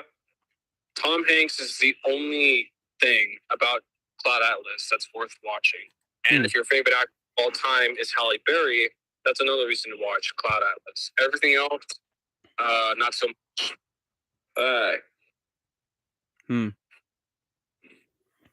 Oh, I remember Speed Racers.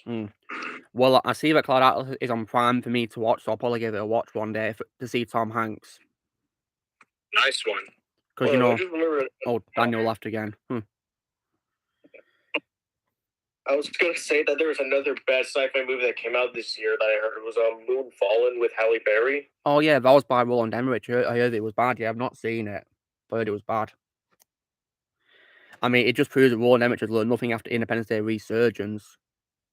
No, I mean, actually, he learned nothing from 10,000 BC. Is that an older movie than Resurgence, movie lover? Yeah, like, ever since Day After Tomorrow, he directed pure stinkers. Yeah. I used to like 2012 when I was younger, but when I look back at it, I think it's rubbish. I have the movie, but I've never seen it. 2012 is literally the same exact movie as The Day After Tomorrow. The same, pretty much. Just with giant tsunamis, really, and the bloody volcano. Yeah. Ozzy, apparently my daughter's commented on his SpongeBob ranking. Oh, yeah, I saw that. That's cool. He commented, it's good that he's watching your channel. You does more views. My SpongeBob ranking's probably the same as the films that get released. So is it... One, two, and worst one is 3. So it's in release date order like Hotel Transylvania, is it? For you? Yeah. Nice, yeah. I put the scores in the comments. Yeah, I do that too in my rankings. Oh, you movie lover, did you enjoy my Unbreakable ranking that I did on Thursday? Yeah, I did. And would you say that that's a ranking where you're like in full agreement with what I said? Wait, what? Would you say that's an example of a ranking where you're in full agreement with what I said? Yeah. And Unbreakable's like the one M. Night Shyamalan movie I liked. Yeah. And would you say that Split's also a good movie too, in your opinion? Yeah. And Glass 2, despite having a very bad ending. Yeah, but that trilogy is the only three films I've liked from M. Night Shyamalan. Yeah, because apparently I've heard, guys, that he's made lots of garbage movies. Yeah. Yep. I'd say care, Connor. I don't even need to say what's the worst M. Night Shyamalan movie for me. Well, I've heard he's made plenty. I mean, I heard that he made a live action adaptation of Avatar: The Last Airbender, which I heard was regarded one of the worst movies of all time. Worst Nickelodeon movie ever. First Nickelodeon movie I've seen in my life. And last year he directed a bad horror movie called Old. Yeah, I heard about Old, guys. I mean, I've not seen a film but I saw your talking about it in your top 11 worst movies of the year video, and it sounds really bad based on what you've told me about it. I thought the concept was just stupid. Like, an island can kill people with old age. What? That's just stupid. Yeah. I just heard that he also made a movie with Will and Jaden Smith called After Earth, which I heard was bad as well. Oh, no. Anything but that movie. Was it bad in your opinion, guys? It sucks. This is also another example. This movie is kind of another example why I don't like Jaden Smith as an actor. I mean, I've only seen him in the Karate Kid 2010, guys, but that's it, really. Yeah, I tolerate Jaden Smith way more than Kung Fu Kid as a boy. Yeah, it should be called Kung Fu Kid. Yeah, it's literally Kung Fu Kid.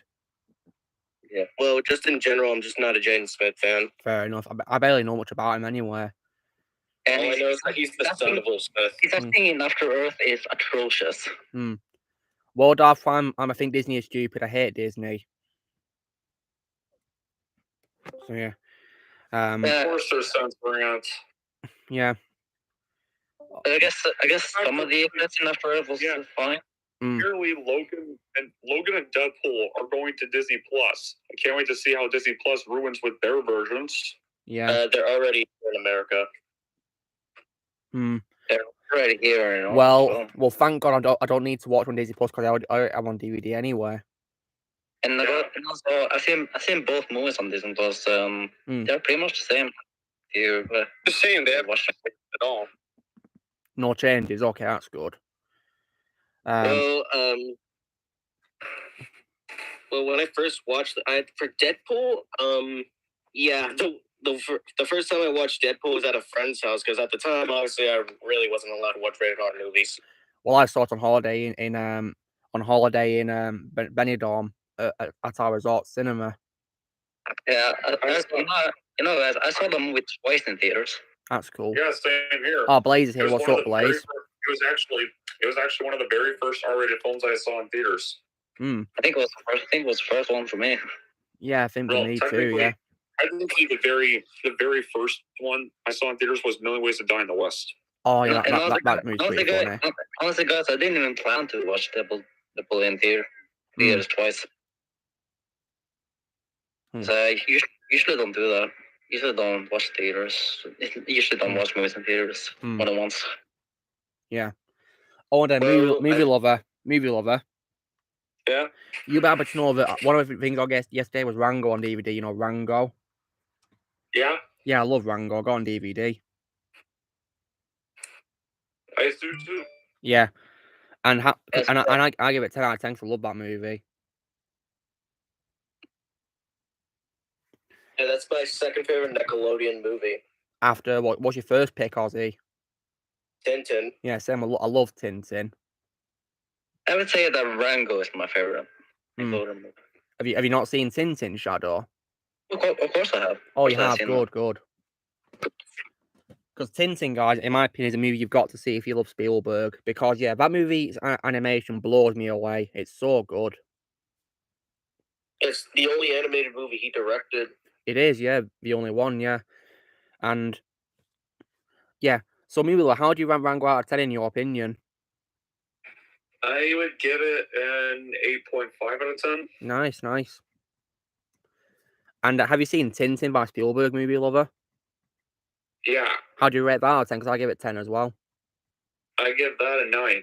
Yeah, I don't understand why it's not really talked about much. I mean, it seems, guys, that the movies by Spielberg, which people talk about most, is either like Indiana Jones, Jurassic Park, or E.T. and Jaws for some reason. We don't tend to talk about other things he's done, really. Yeah.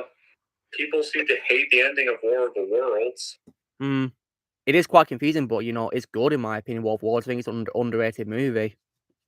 I think the reason why it gets hate is because people are comparing it, because technically speaking, War of the Worlds is a remake to the original one from the 20th century, and so people who are fans of the original can easily not like the ending to the new one because it's not the same as the original. Yeah. Ozzy. Yeah. Do you remember how we once discussing, like movies that we thought were real when we were younger? Yeah. Did you say that aside from Paul Express and Tintin, that one of them you thought was a Christmas Carol with Jim Carrey? Yeah, I think so. I mean, because that was about motion capture, wasn't it? Yeah, I think the company was Image Movers. Yeah, and did you think it looked like real life when you first saw it when you were young? Yeah, certain shots of the movie looked real until you saw the characters. Because I think this Christmas, I'll probably check out Jim Carrey's Christmas Carol movie. Honestly, I think that's the only role Jim Carrey played a serious character. Oh, really? So it's not a comedic role? No, not at all. Oh, wow. It's not the only serious role he played. He also played in Eternal Sunshine of the Spotless Mind, and that's purely a drama film. Oh, I didn't know that till now. He also starred in The Truman Show, which was nominated for Best Picture back in 1998. That's cool. Oh, I have that movie somewhere. I don't know where it is. And movie lover, when it comes to Blue Skies films, have you ever seen Horton Hears a Who? Yeah. And what's your opinion on that movie? Because I heard people don't really like it. Probably, I like Lorax better. So, would you say that it's one of Blue Sky's weakest movies? Yeah. Honestly, I think Horton Hears a Who is very overrated. I mean, one thing that I already don't like about it is probably the inclusion of anime, which is out of place for a Dr. Seuss adaptation. Oh yeah, literally, I keep questioning that. Why is there an anime section in the movie? Would you guys ever say that Jim Carrey is one of the best parts of the movie, in your opinion? Yeah, I would say. Steve Carell. I mean, would you say that Horton himself is a likable character? Yeah, at least. And is that you guys' favorite voice for Jim Carrey, or would that be Scrooge? For me, it's Scrooge. Scrooge. Yeah, I'll be sure to check out the Christmas Carol movie with him, on Christmas. Blaze, would you mind sending out that movie when you can, Jim Carrey's Christmas Carol movie?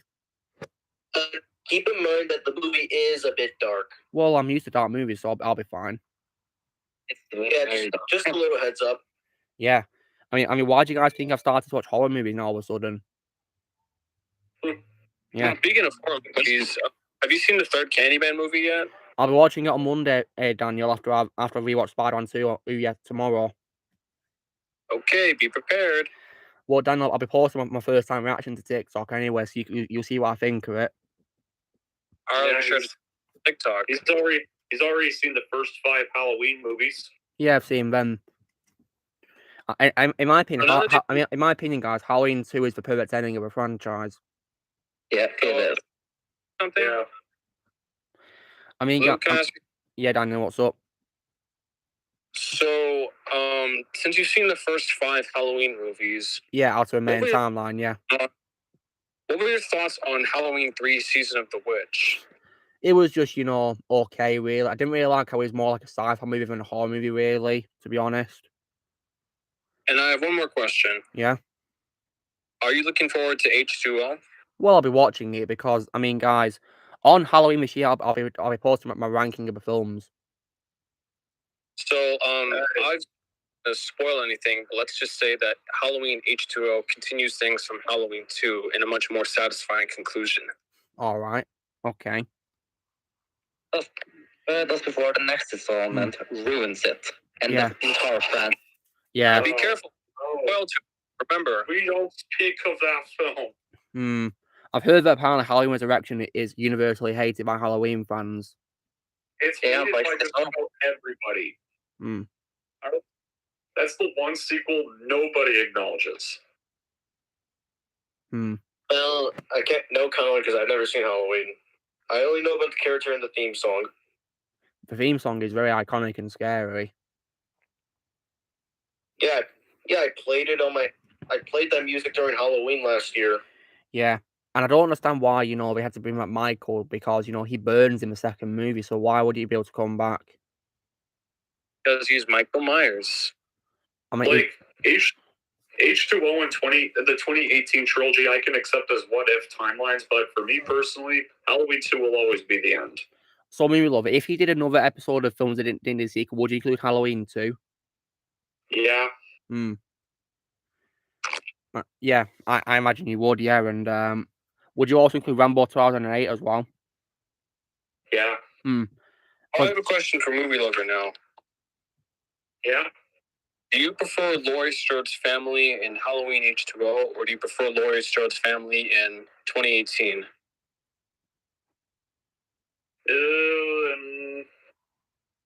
I'm gonna. This is probably gonna be weird to say, but I think maybe 2018. I mean, you're not wrong. I mean, I prefer H2O because I love Josh Hartnett. I can understand why you would say the 2018 family is better than H2O because 2018 actually takes place in Haddonfield, where H2O is in California. Yeah. Oh, Josh is here. What's up, Josh? Hey guys.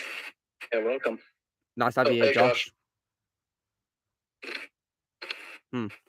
Well, Blaze, talk to me on YouTube, yeah, but if, Discord's been a pain for you, talk to me on YouTube, So, Josh, Josh, how's your week been? Yeah, been alright. That's good to hear. And Ozzy, you were saying? I was gonna say, I'm not gonna do it, but if I had to add in another movie that did need sequels, definitely SpongeBob, because the movie perfectly closes the whole entire show. I can agree with that. Yeah. Which it was supposed to do, but nope, Nickelodeon wanted more money. Yeah. And they got more money until 2017 when SpongeBob finally ended. Yeah. When it comes to movies that didn't need a sequel, guys, one I'm definitely looking forward to talk about is probably Pacific Rim. Daniel, SpongeBob is actually still going. Hey, I thought it ended. Oh, I mean, I'm talking about its original TV show run because it ended in 2017. But technically, yeah, you're right. SpongeBob is still going because they had movies come out. Yep, and I didn't mind Sponge Out of Water, but it was not needed, and I hated Sponge on the Run. Oh yeah, it's not awful. It is still going because in 2019 they had that birthday episode. To celebrate its 20th anniversary. Which was the only episode of Modern SpongeBob I did like. When it comes to other movies, I'll be covering the sequel, guys. I'll be covering Pacific Rim as an example. Yep, that movie did not need sequels. Yeah, Uprising was garbage. I have a question for Movie Lover now. Yeah. If you were offered $10,000 US, a $10,000 scholarship to go through Wes Craven's filmography or John Carpenter's filmography, who would you choose and why? Oh, it's kind of hard to choose, but I probably would kind of choose neither. Really, I kind of just leave their work be. So you choose to not go through either one's filmography? I can respect. Yeah. Yeah. On that Movie Lover, I don't know if you saw it on the stream or not when you joined, but I got more steelbooks in case you're wondering. Yeah, I saw the steelbooks. Yeah, would you say you're happy about what I got? Yeah. Yeah, because I really love Mad Max Fury Road. It's one of my favorite action movies. Yeah. And let me guess, Movie Lover, would you say your favorite villain of the franchise is Immortan Joe? What was that again? Would you say of Mad Max? Would you say your favorite villain is Immortan Joe? Oh yeah, yeah. Yeah, you know what I'm talking about, right? Yeah, from the fourth one. Yeah, the guy who has pale skin and long white hair and a mask on. Yes. Yeah, he's such a very intimidating villain, isn't he? Yeah, he sure is. And in my opinion, he's like a post-apocalyptic Darth Vader. Yeah, that film also has my favorite Charlize Theron role. Yeah, same here. Yeah, because she was amazing in that movie. Another film I do recommend from her is Monster. Monster. Well, I did see. Well, guys, I did see the 2003 Italian Job movie though last night, and she's in that. It was a pretty good movie, in my opinion, guys. You know, pretty decent, good cast. But I hated how Donald Sutherland was wasted. Donald Sutherland, he was wasted. Yeah. So that's why, guys, I'll always prefer him far as President Snow in the Hunger Games. Well, I do recommend Monsters. Like she was so phenomenal in that film, and that Oscar was very well deserved. Well, I'll try to watch when I can. Yeah. Yeah. I do also believe she has a voice role in a Laker film called Kubo. Yeah. So I'll be checking out in that hopefully. And there's also as well a film that she was in, which I'll be checking out, which is called Atomic Blonde with James McAvoy.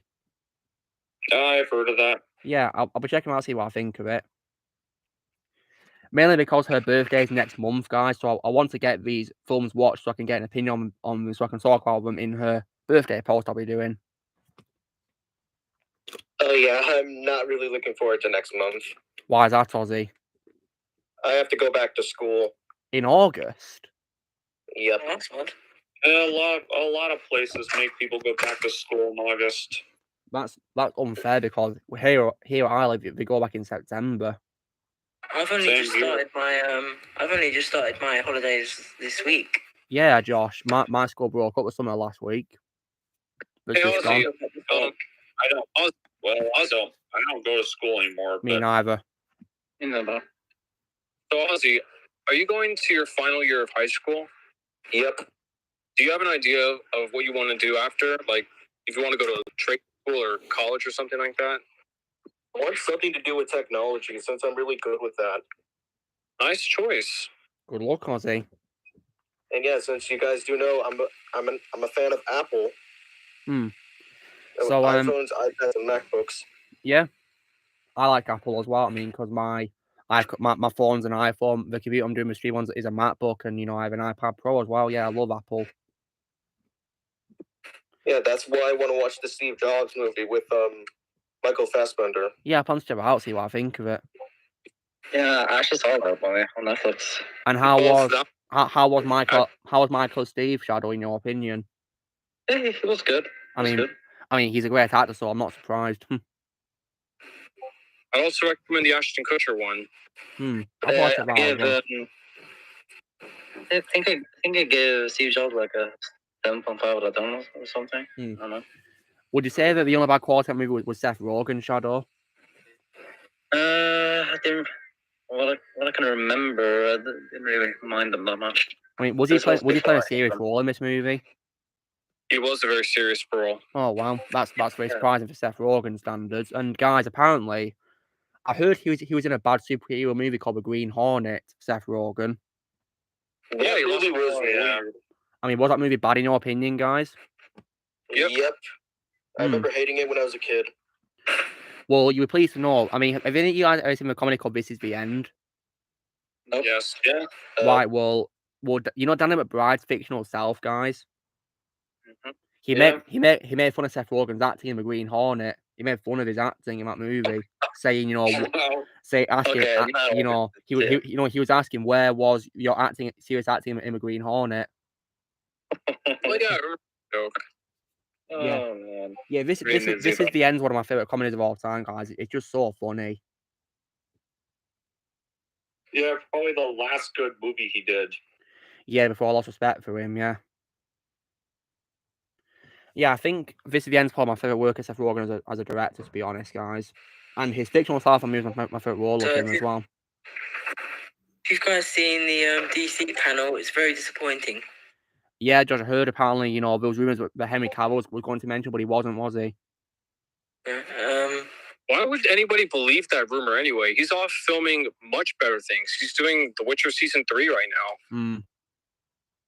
Well, I hope it's better than Season. I would believe that because Henry Cavill's got much better things to do rather than just take a 12-hour flight down to California where I'm at just to appear for 5 minutes and then take a 12-hour flight to go back to filming The Witcher. I don't think it's worth it. Well, guys, I've been thinking of like a rumor that he might be in like having a role in a Black Adam movie. Don't know why. Why?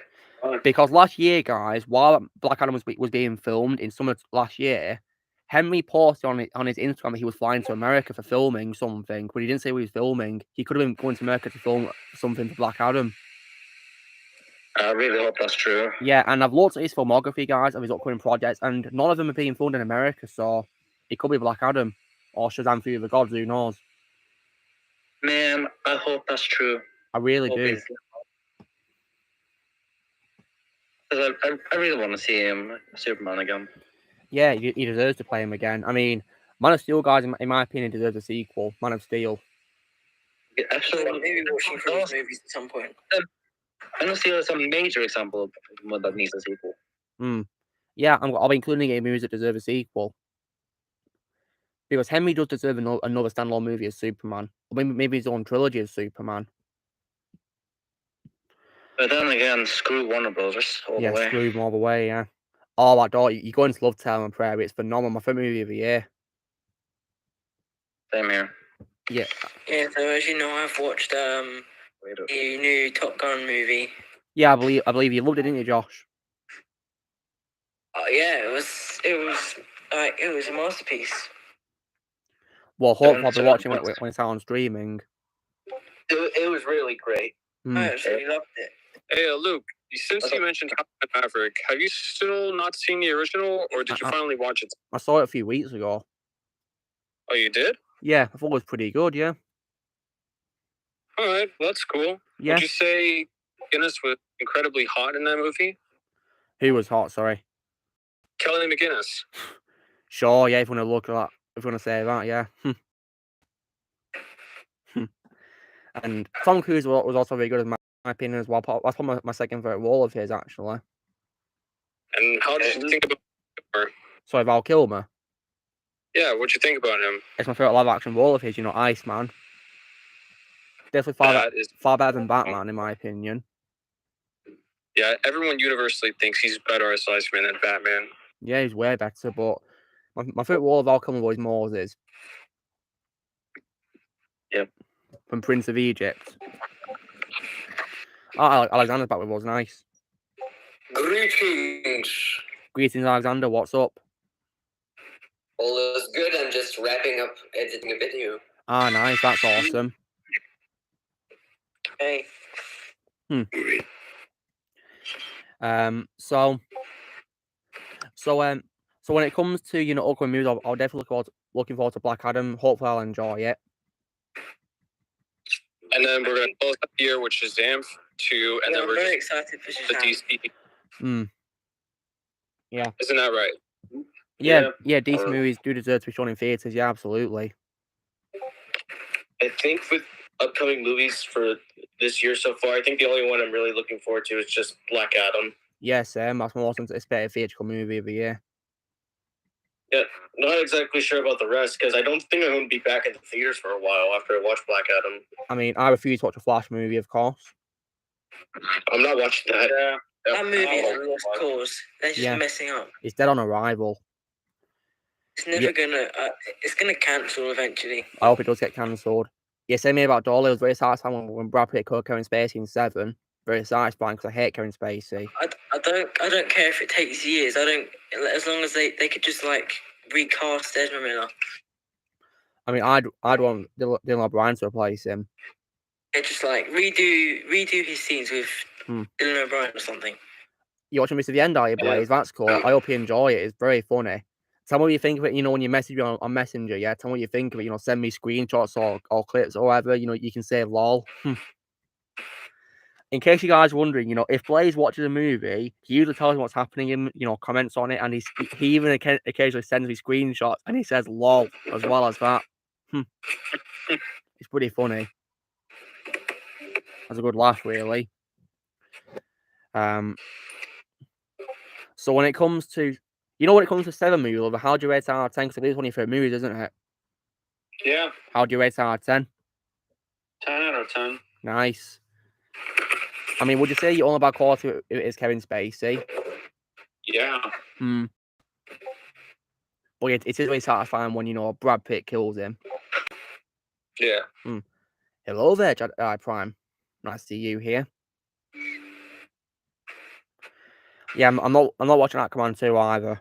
Hopefully, they'll kill off Mira in it, but I'm not watching it. Even if I'm heard in it for a cameo, I'm not watching it. There's no point. Only things I'll watch are Black Adam and Shazam: Fury of the Gods. I've honestly never been a fan of Aquaman. I mean, I used to give a movie 10 out of 10, but I've got it on DVDs. If I rewatch it, my opinion's probably going to change. We'll see. Yeah, my opinion is an 8. Yeah, I mean, movie lover. Yeah. Would you be surprised if I messaged you one day saying that I rewatched Aquaman and I thought it was worse than I remembered? No, I wouldn't be surprised. Yeah. I mean, I wasn't surprised. I wasn't surprised when you rewatched Alien 3 and hated it a lot more than you used to. Yeah. So I know when I first saw Aquaman back in 2018, I used to give it a 9. I used to give it 10, but like now that might probably change. Who knows? Oh boy, there's a storm coming over here. I will also say this, guys. Right?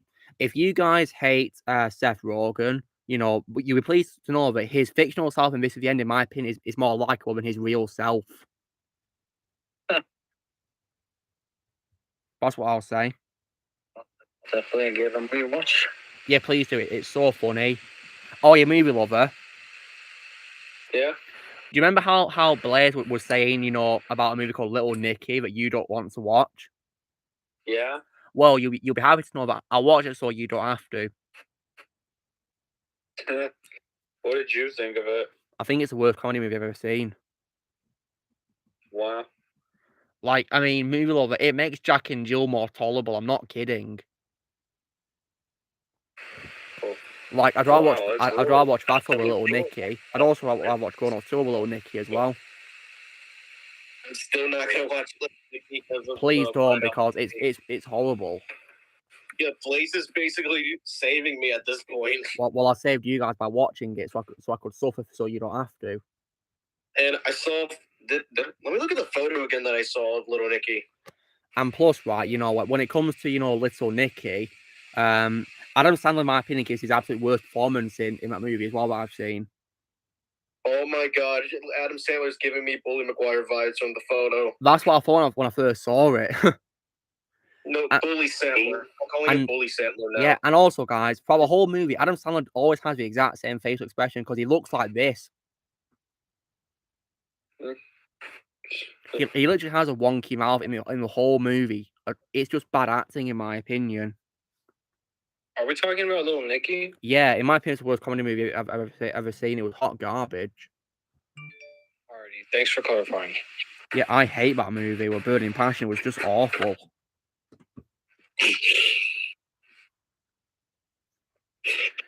But yeah, I watched it, so Milo doesn't have to. Because he doesn't want to watch it, so I saved his life by watching it so he doesn't have to.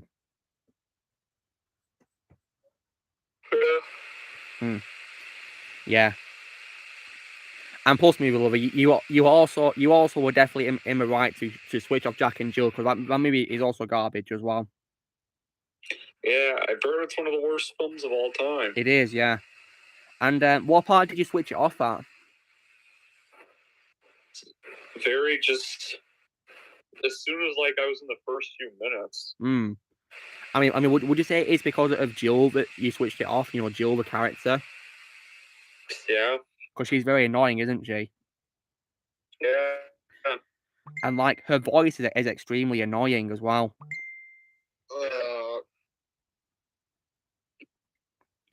And you can easily tell it's just Adam Sandler wearing a wig as well. Easily. But in my opinion, guys, the only reason why I like Jack and Jill more than Little Nick is because at least Adam does have the same face for the whole movie, and Jack is also, in my opinion, more tolerable than Jill, in my opinion.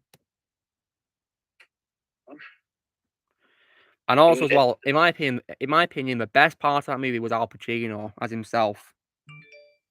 I think I watched that movie actually a long time ago. Jack and Jill, Alexander. Yes, I seem to remember that in Russian, and I do remember enjoying Al Pacino in that quite a bit. Yeah, I think he was the best part of that movie. saw that movie when it first came out in theaters. And how was it in your opinion, Ozzy? Well, honestly, when I first saw it, I think Jill made me laugh a few times, but other than that, I thought it was garbage. Yeah, because Jill might be the worst part of the movie. And I'll get out of the way. No comment on Al Pacino because I had no idea who he was when I first saw it. Al Pacino's a great actor, guys. My favorite role of him always will be Michael Corleone for now. That's definitely my opinion his best role. And I do also, of course, love him a lot as Tony Montana in Scarface. You know, one of my favorite gangster movies of all time. I love him as Tony Montana. And he was also very good in House of Gucci. If any of you guys have seen that, House of Gucci. I did. How was it in your opinion, movie lover? It was not bad for what it was. Would you say that Adam Driver was better in this when he was a Kylo Ren? Yeah. Definitely, yeah. I mean, sorry. Go on, Alexander. Yeah, I don't. I know I have heard very little about this movie because I wasn't like really I wasn't researching much on it, but just from the, I guess maybe concept, but more so just from the cast alone, I will definitely one day watch that movie. I'm very interested in and intrigued, especially by the cast of it. I think the cast, from what I see on the poster, is incredible. Well, Alexander, if you want to, you know, wash the bad taste of Kylo Ren out of your mouth, then please watch Adam Driver in House of Gucci because he redeemed himself, in my opinion. Yeah, but I'm more so personally excited for Al Pacino and Jeremy Irons, if I remember correctly, that he's in the film. Yes. Yeah, they're both great in the movie, in my opinion, and it's always Jared Leto. There's like another actor in it who are like the main cast, because I think you also got Jared Leto. Jared Leto, yeah. Okay, well, I'm not talking about him. I think. Okay, yeah. Well, mostly those two. Then I'm looking forward to. Probably, yes. Lady Gaga's in the film as well. The singer Lady Gaga. Oh, wow. I think I heard that. Yeah. And she really can act, in my opinion. She really is a good actress. Oh wow! Yeah.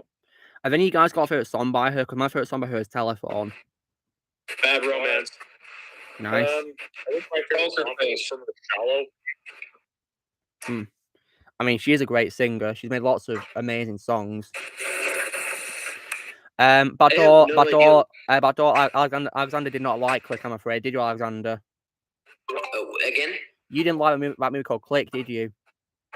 Click, I did not like. No. Yeah, didn't like it. I mean, you're not really much a fan of Adam, are you, Alexander? No, not too much. Yeah, fair enough. Yeah, that's totally understandable. But I mean, oh yeah, and also as well, you know, when it comes to Little Nicky, guys, it's so bad. I'd rather watch Grown Ups 2 over that movie. Wait, say that again? I'd rather watch Grown Ups 2 over Little Nicky. Oh, all right.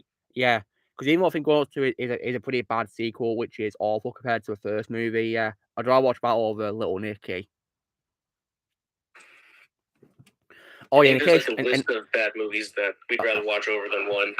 And also, guys, in my opinion, Grown Ups did not need a sequel. Yeah, it did not. And it also shocks me that movie gets hate because I think Grown Ups is very funny. First movie. And in case you guys are wondering, my favorite part of Grown Ups is probably the water park scene. Yeah, same here. Like, I mean, even the poster for the movie is funny, isn't it? Yeah, them winding down the water slide. It's funny, yeah. Alexander's favorite role of Jim Cummings' back door. I'm pretty sure it's from Lion King, I believe, or something like that, I believe, isn't it? Or something. Yes. It's the bear. It's like this evil, nasty bear who is like super evil and stuff like that. I enjoy him quite a lot. But also Hondo Ohnaka. Yeah, I love Hondo. Yeah, that's my favorite King Cummings role. My favorite role of Jim's probably Winnie the Pooh, because he's my childhood. They're ruining Winnie the Pooh now. Yeah, I can't believe they're making Winnie the Pooh into a horror character. That just does not work at all. All these kids grew up with him, and now they're doing this to the character. Yeah, it's just a very bad move. Winnie the Pooh had a pretty dark backstory. Now they're gonna screw him even further. But honestly, this horror movie is already an abomination. And people wonder why I don't like watching horror movies. An actual abomination. I hate horror movies. Well, in case you guys are wondering, that Winnie the Pooh movie automatically gets a 0 out of 10 for me already. Yeah. I mean, I can't say I blame you. Yeah. Like, and I'm not going to watch, one of my favorite childhood icons get into a slasher killer. You know, the Last last movie was better than that. Anyways, the last time someone actually got me to watch a horror movie was Slender, and that movie was horrendous. Slender, man. Yeah, Slender 2018. Oh god, that was garbage. Awful. Yeah, I've never seen it, one of my friends guys. got me to watch that movie, and I hated it.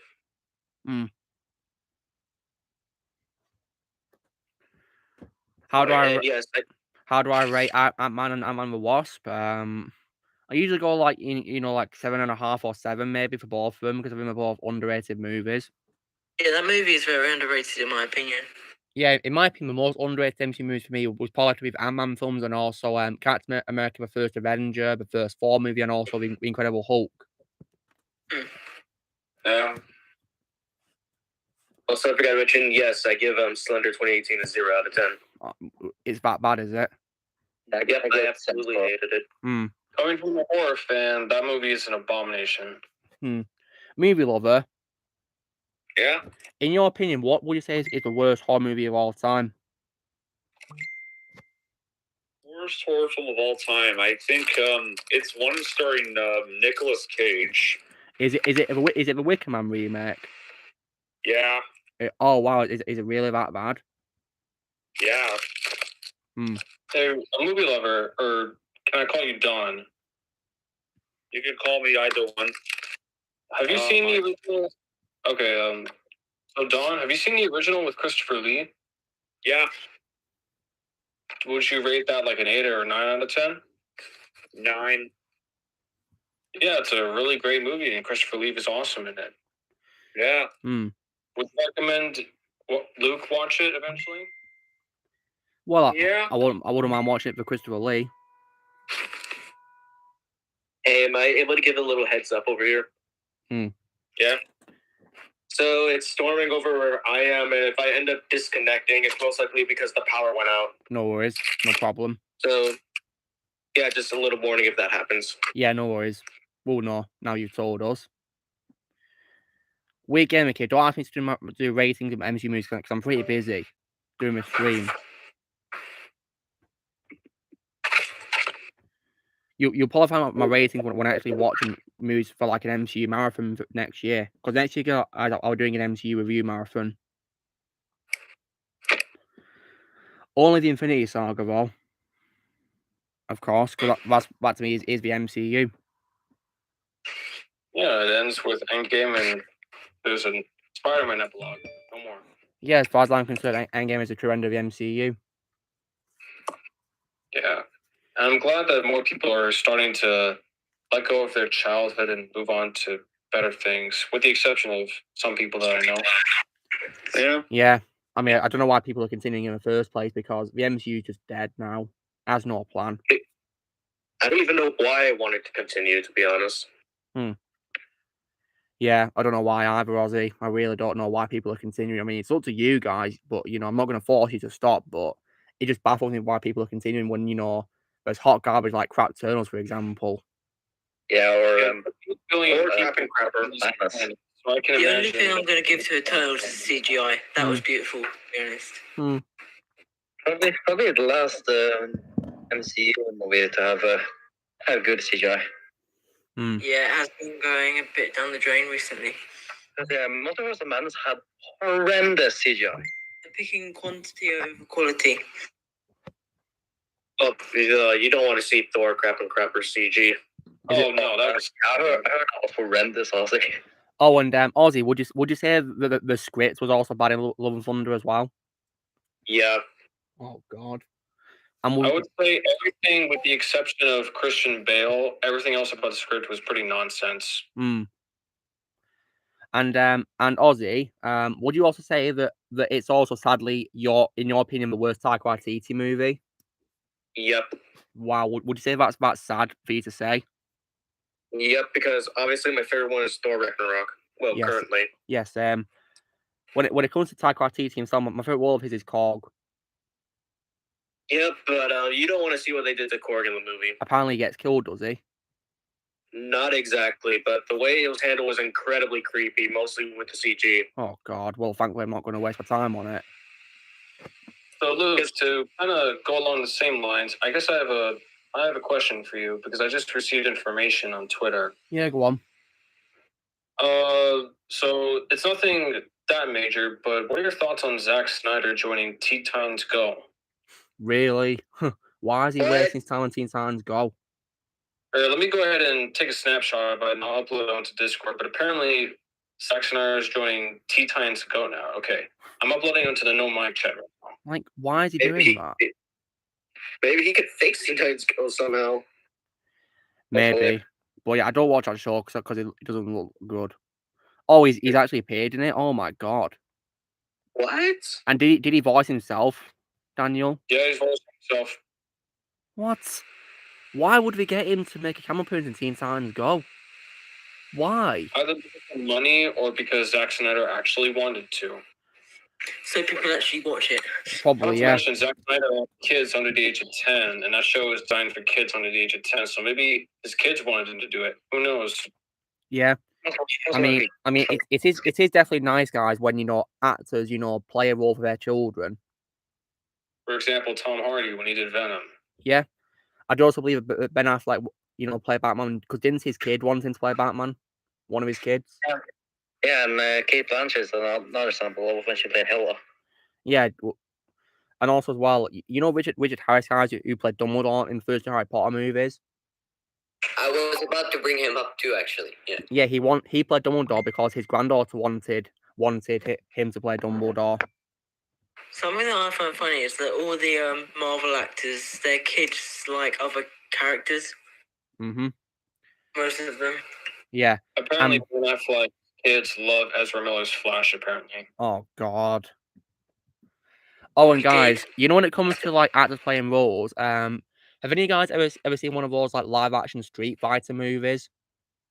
Yes. Nope. No. Well, apparently, there's a character I believe who's called M. Bison. I think he's called M. Bison. Mm-hmm. I know what you're talking about. Yeah, and he's played by the same actor who plays Gomez Addams in the 1991 adaptation of The Addams Family.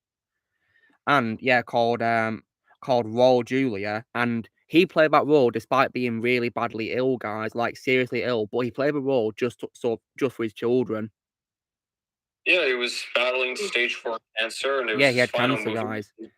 His kids. Yeah, he played the role for his kids, guys, despite having cancer. He finished the role just for his kids. Wow. I just relied on Nostalgia Critics' video on it. Yeah, I'm not seeing it, guys. I'm by no means a Street Fighter fan. I only found out about when I looked up the actor, because of Gomez Addams. I'm not a fan of Street Fighters either. I only know about the franchise because of Smash Brothers and Marvel vs. Capcom 3. And in case you guys wondering, I do love the first Addams Family. I'm not seeing a sequel though. Addams Family. I think it's best if you don't watch the animated Addams Family movies. Oh, I refuse to. I mean, mainly because, guys, I found out about this from Movie Lovers Quickly posted. Apparently, the sequel has a COVID joke. Are you serious? Wait, the second one is definitely very boring. Like, guys, right, don't know why I'm very offended by that joke, because, right, people have died from COVID, right, including my grandma. So I'm very disgusted by that joke. Yeah. So that's why I refuse to watch the animated Addams Family. Those movies can just burn in hell. I refuse to watch them. Because those movies are going to be. Because the COVID joke is going to be incredibly dated years later. Yeah, it will be. There's no point in including a COVID joke at all. There's no point. I mean, to me, COVID jokes are already dated. Yeah, I mean, COVID's pretty much gone now. No, it's still here. It's not as popular as it was 2 years ago. Yeah, forgotten. Like where I live, it's pretty much gone. No one even talks about it anymore where I live. Thank God for that. Good riddance. Very good talk about here in Norway, though. I feel like they just decided it's going to be here for a long time. We just need to move on. Honestly, I'd rather just have it, where we always go, dun dun dun. We don't talk about COVID. But I'll just do that. Yeah, but all it's a big shame we didn't revise for that actress Spider-Man and Earth's Mightiest Heroes. Because those were great shows. They deserve more.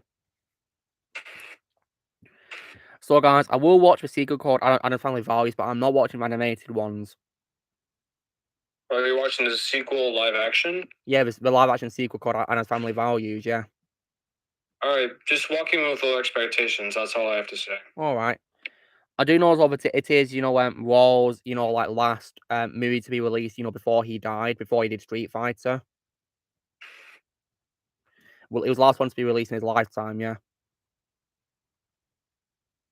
At first I was actually looking forward to the animated Addams Family movies at first. Yeah. Until they put in rap in the movie, which God. I'm just like, oh Really? God. Yeah, because I'm someone who really does not like rap at all. I'm not like the other teens in my area.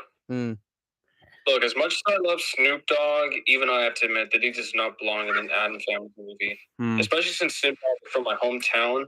He actually went to the same high school I went to, so naturally anything that has Snoop Dogg, whether it's a movie or music, I naturally find myself gravitating towards Snoop. However, just as I said previously, I don't understand why he decided to do Addams Family. Maybe, once again, he's got kids, and his kids might be Addams Family, but, you already get the Spider-Man is honestly just special. Well, I'm not a Snoop Dogg fan. That's all I can say. Me neither. I don't know much about him, really. I know about that meme of him, I know that meme about him rage quitting a game, though. That's what I watched it. There's only a few raps that I'm fine with, like Eminem's "Lose Yourself Till I Collapse" and the raps that were in Spider-Verse. My favorite song by Eminem is "Not Afraid." Yeah, those are both masterpieces of Eminem. Also Venom. Yeah, Venom sounds pretty good too, yeah. And if you guys have played a game called Call of Duty Ghosts, he sings a song in that game too, in the credits called Survival. I didn't have Ghosts in yeah, but Ghosts, but I haven't come to the ending part. However, guys, I don't even like that game. I think it's rubbish. I don't even remember anything about it besides that twist reveal with one of the characters. Yeah, in my opinion, the only best thing about that game, in my opinion, is Brandon Ralph. I sold Ghost back in May. Same. I sold it after I first played it because I thought it was rubbish. Yeah, I think I sold it. I know I sold it this year. I don't remember when, but like you guys said, I did sell my copy of it because it just hasn't aged well, unfortunately. You might, I was asked. Yeah, guys. Well, good thing I asked my brother permission before I sold it because he doesn't even care for the game either. Yeah. In my opinion, guys, the best Call of Duty games is the original Modern Warfare trilogy, the first two Black Ops games, and also World at War, and that's it for me. Oh my God, the rain's coming down hard over here. Ouch. And also, guys, Modern Warfare 2 from 2009 is my third favorite game of all time. Modern Warfare 2 was honestly the very first rated M game I ever played. It was also very popular upon release as well. Right, for sure. Except I played it at a very young age. I was 6 years old when I played Modern Warfare 2. Yeah. I think I was quite young too when I first played it. Decepticon Punk. Yeah, but it's easy, but that's Ironhide who said Decepticon Punk in Dark of the Moon. Oh yeah, Transformers Marathon is I don't know when I plan to do Transformers. I'm only doing the first 3 on Bumblebee. I'm just gonna get that out of the way now. Good idea. Because didn't like Age of Extinction, and I despise The Last Night. I call it the Trash Night. So do I. Good name. And also, guys, the Trash Night is also so bad. Movie Lover switched off about 20 minutes in, didn't you, Movie Lover? Yeah. Oh yeah, that's pretty funny. And you know what? Yeah, and you know, Movie Lover, you do the right thing because you save yourself lots of pain. Yeah, as far as I'm concerned, guys, there's only 3 Michael Bay Transformers movies, and that's it, really.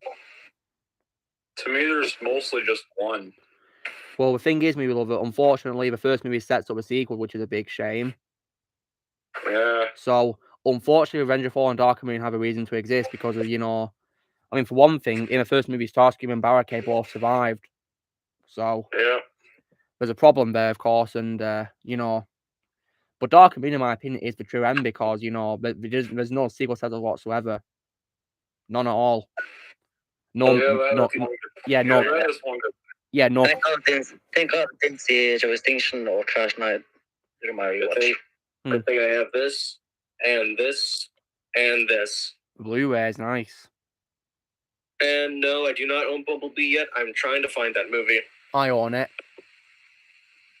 You can get all that. Okay, it shouldn't be that hard.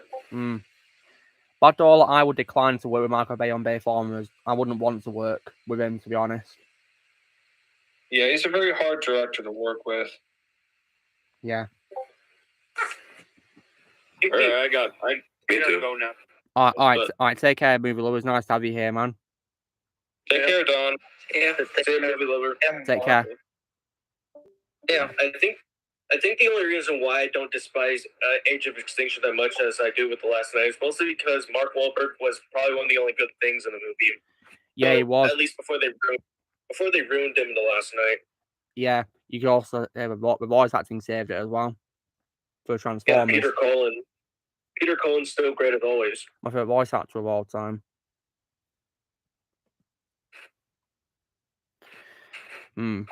So, yeah.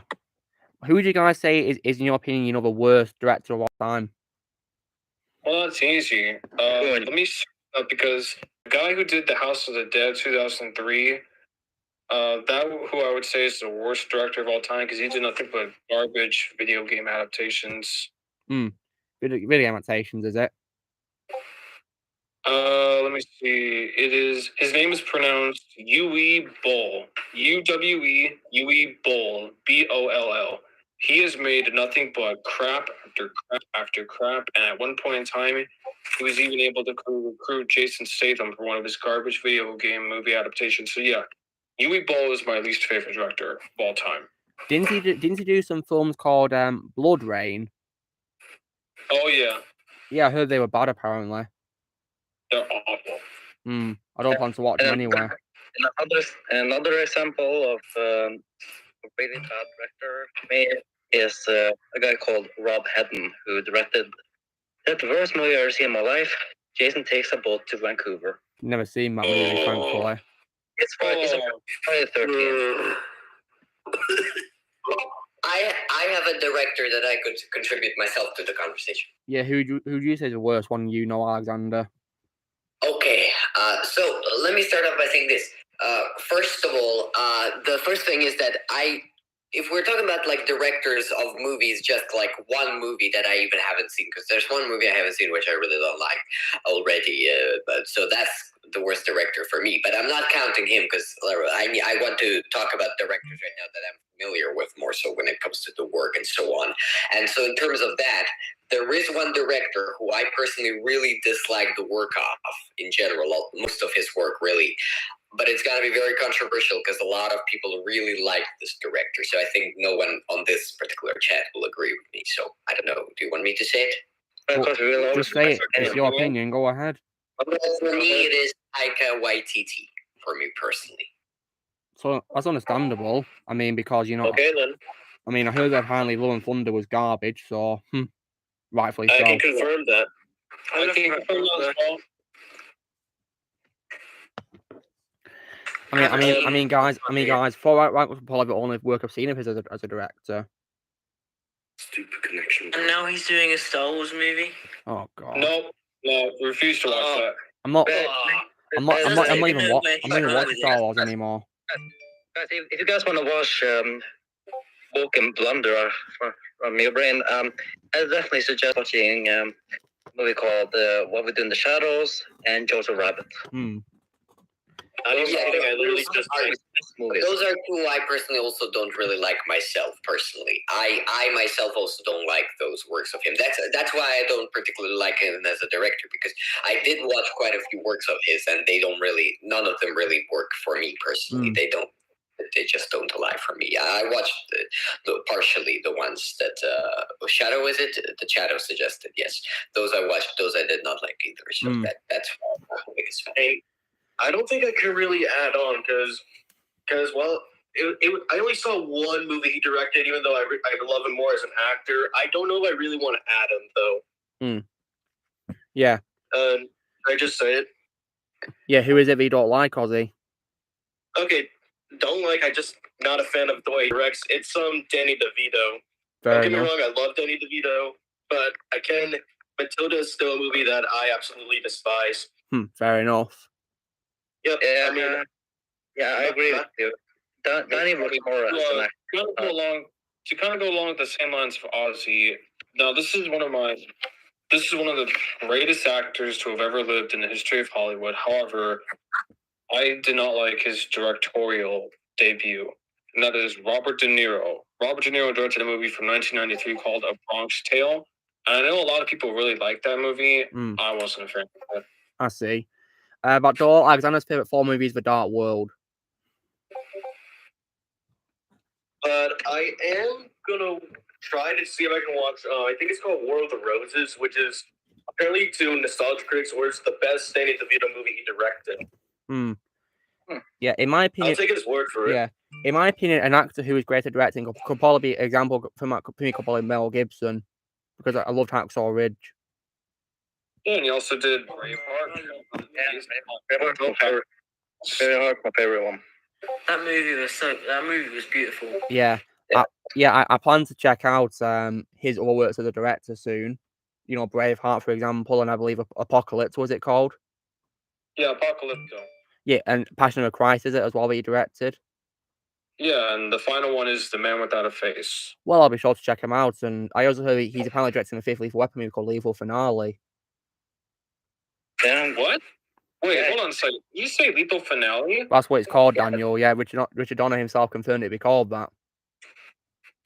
Oh, I didn't know that. That's interesting to hear. Yeah. And plus, guys, as well, like, is it really a good idea to do a 5th movie? Really? Because the 4th movie had a very happy ending. Yeah, and you know, because it's taken so long to make, guys, like, you know, look what's happened because it's taken so long to make. Richard Donner's unfortunately got older and older, and unfortunately he died last year. And what's also sad, guys, is he even said to himself that this movie would have been the last movie he'd ever direct, but unfortunately he died before he could direct it. See, rest in peace, Richard Donner. Yeah, when it comes to you know, For Dark World, you know, I don't really like it that much. I think it's one of the weakest Infinity Saga movies, but you know, at least it has a reason to exist because it introduces the reality stone. Yeah, it does. So that's why it has a reason to exist. Yeah, I guess so. Ozzy, there's a question for you here asking, would you rather be in the universe of Up or Ratatouille? That's a hard decision. Yeah, I know. It sounds hard. Because on one hand, I go on an adventure, but on the other hand, I get to eat food. Yeah. I think I'd rather eat food, really. That's really tough. Maybe Up because I'm all in for an adventure. Yeah. Me too. That's my favorite piece of movie. Yeah, Up will be my second favorite because after Toy Story 3. Because Up is a movie I have fond memories of watching, guys. I mean, it's also the first Blu-ray I ever got as well. My second favorite Pixar movie is The Incredibles. Yeah, that's one of the best ones in my opinion. And in my opinion, guys, Incredibles 2 deserves a sequel. I mean, because if Toy Story can have, you know, more than 3 movies, then, you know, Incredibles can have 3 movies, right? Yeah, pretty much. It can. I just hope we don't take too long to make a 3rd movie this time, because it took them 14 years to make this second movie. Hope it takes them less time to make a third movie. And not another 14 years. Because unfortunately, guys, the cast is getting older. So like, what if something bad happens to him? You know, bad ones to speak of. Yeah. Like, I guess you could say Incredibles is my favorite animated Brad Bird movie. Yes, Sam.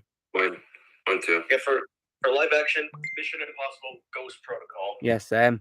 Great movie. Yeah, I rewatched that movie a few days ago, and I forgot Jeremy Renner was in the movie, and now that's my second favorite role of Jeremy Renner.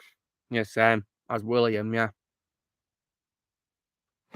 And yes, the build climb still nearly gave me a heart attack. Yeah. Yeah, so far, guys, Blaze is finding this at the end really funny.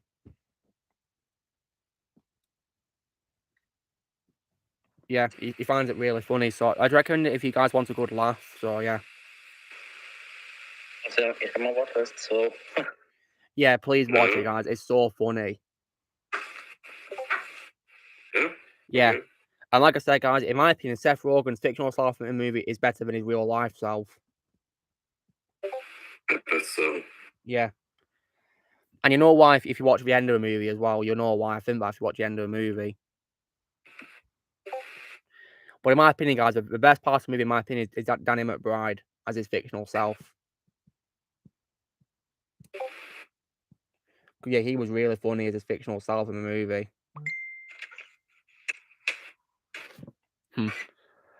Once again, Blaze keeps sending me loads of clips from a movie.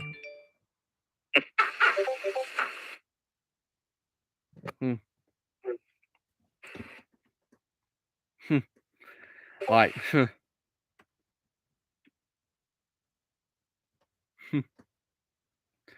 it's good to know that he finds it funny. So,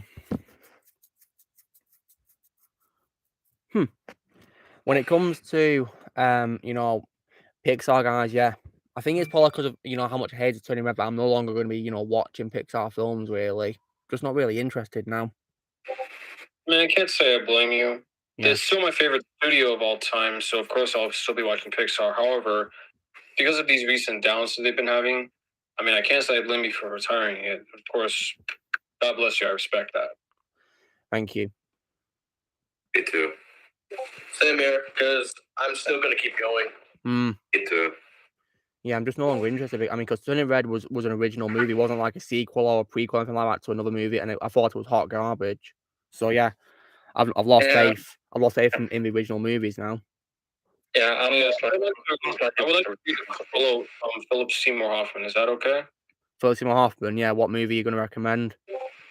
So, no, this isn't a movie quote. It's just something that he used to say, and I got this from Joe Blow. Life's pretty funny when you're objectively on the outside looking at it. That's from Philip Seymour Hoffman's own mouth.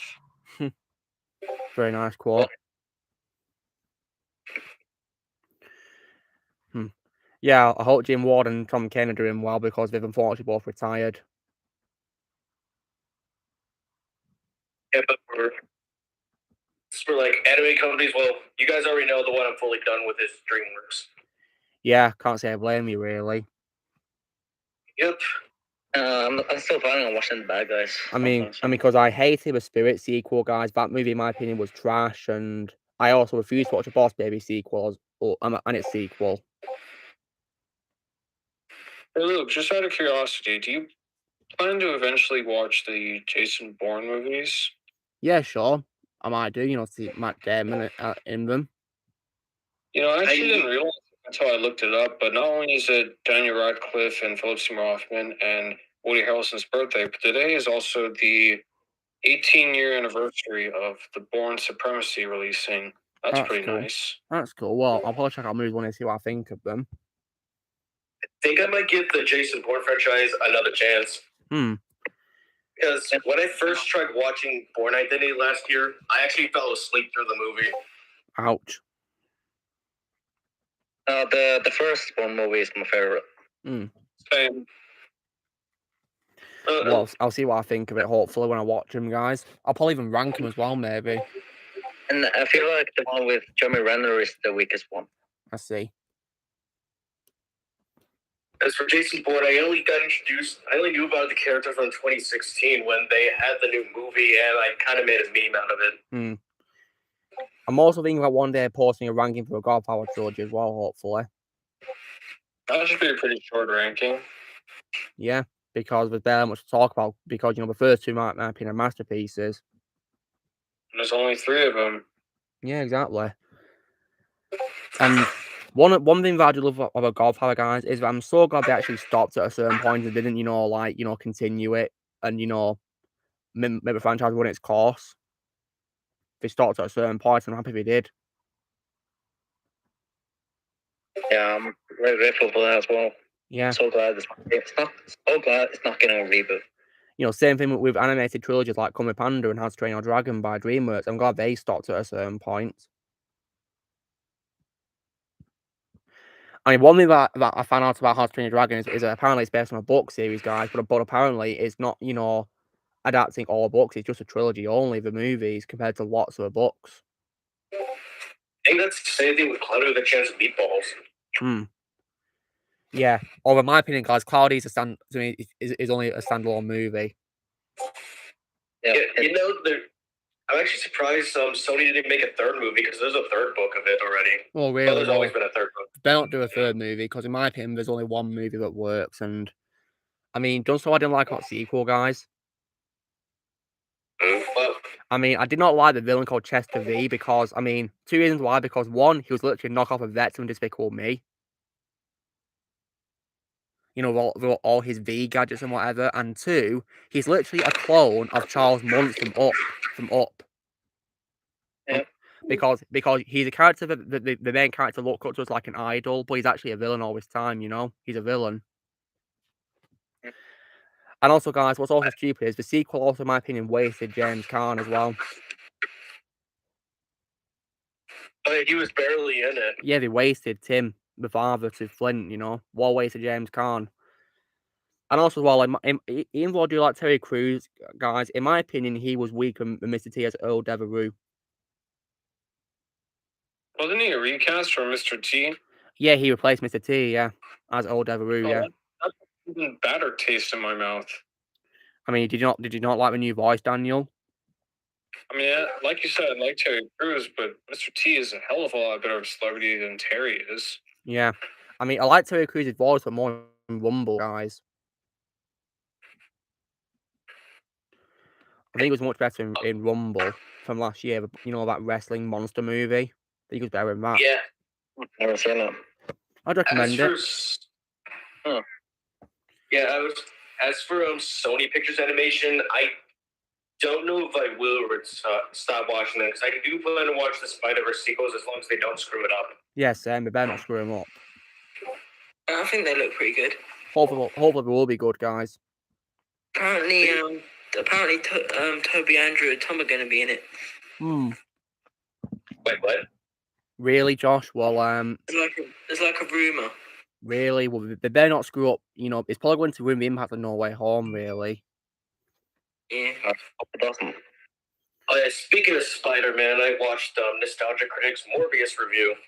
Oh, yeah, and Ozzy, has it made your opinion on Morbius change or not? No, not really. But, I mean, was Doug ranting about it? Actually, no, he actually wasn't. Really? That's a surprise. Yeah, but there are scenes that I didn't notice at first. Like the post-credits scene, that was not supposed to be a post-credit scene. That was actually supposed to be a completely different scene. Luke, do you still have that digital copy that I sent you? Yeah, you sent it me, yeah. So yeah, guys, if I want to watch it to see how bad it is, I thank Daniel that very kindly sent me the code for it, Daniel. Yeah, just be sure to download the app. It should be a lot easier. Yeah. And there's another thing about the post-credit scene. Do you guys care if I really tell you what it was that Doug pointed out? Well, I know what happens in the scene. Because I've seen it. Well, there's kind of another thing to it. It has to do with Vulture himself. Yeah, what about it?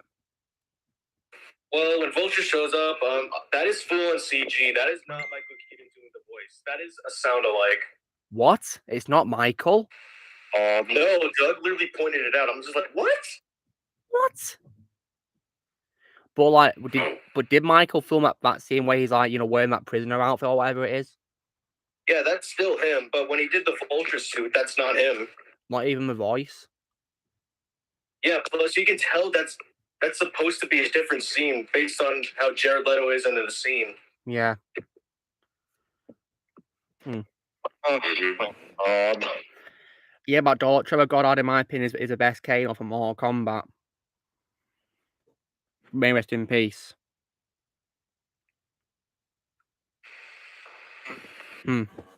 Yeah, so far, guys, Blaze is finding this at the end really funny because he's sending me loads of pictures and saying lol in response to them.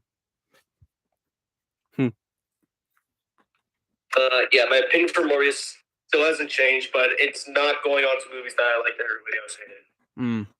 Yeah. It's not going out there. It's just going in the okay. Yeah, to me, it's still the worst movie of the year.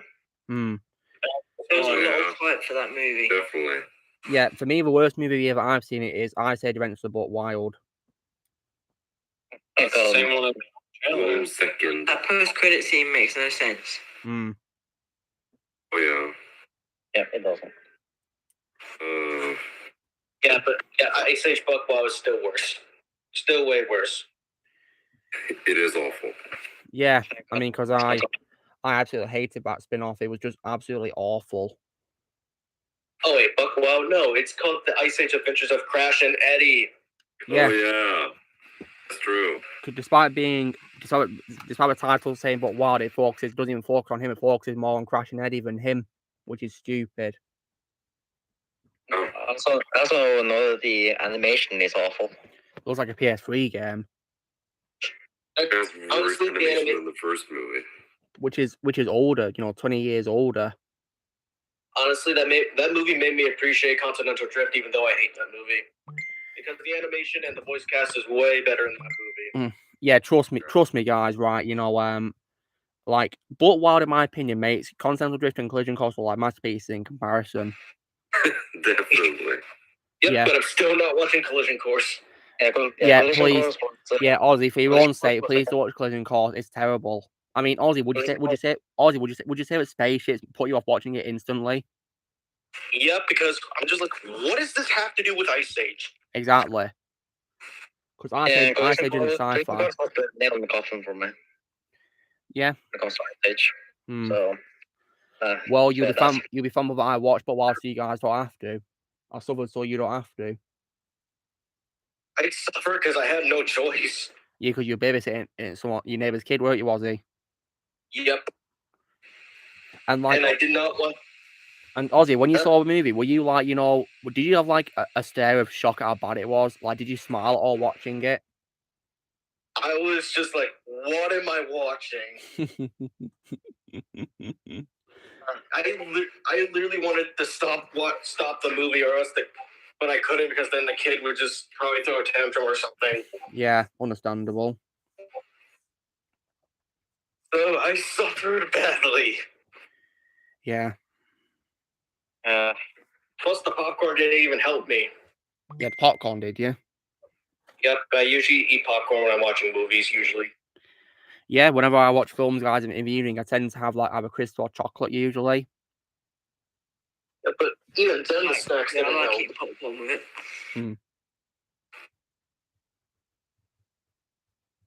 it. It's definitely nice to have a snack when you're watching, because whenever I watch something, I tend to want to eat something with it while watching it. Yeah, I think it was same. Yeah. Tomorrow, guys, when we watch Spider-Man 2, I'll be eating some potato chips called hula hoops. You guys are familiar with hula hoops? No, I don't think they're American because I'm only aware of Lay's potato chips. Yeah. When I'm having a takeaway, I tend to watch a movie with it. That's a very good idea, Josh. I mean, on Friday, I had Papa John's pizza. I ate pizza when I rewatched Spider-Man 2. Good idea, that. Pizza time. Pizza time. love that meme so much. Yeah, it's a very funny meme, isn't it, guys?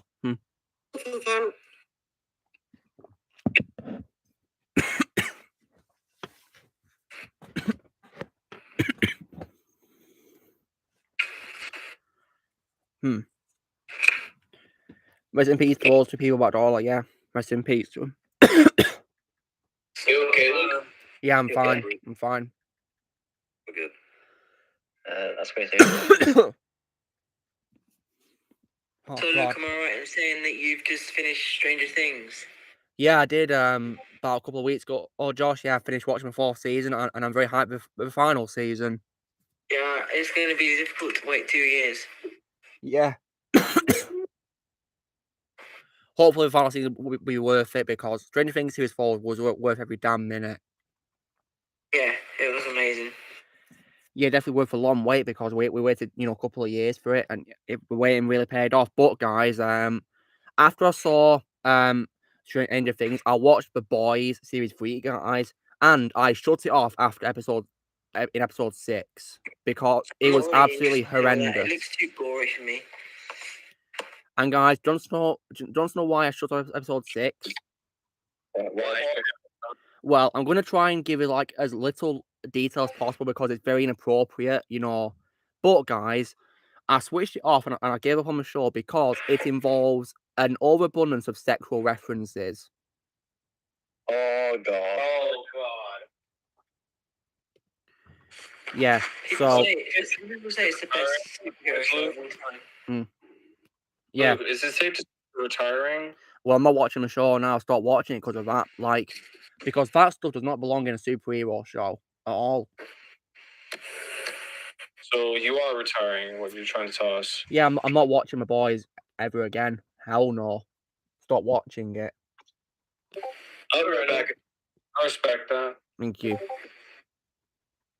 Yeah, this season of The Boys was easily the weakest, because Definitely. I think what happened is because the writers and the directors saw what people loved about season 1 and 2, and they were like, let's crank it up to 11. Let's go insane tops of expectations and what we can do, rather than telling a story. So you still have all of the classic The Boys stuff, but they cranked up the inappropriateness even beyond Deadpool levels. So I think I can understand why, because it was just very too much for you.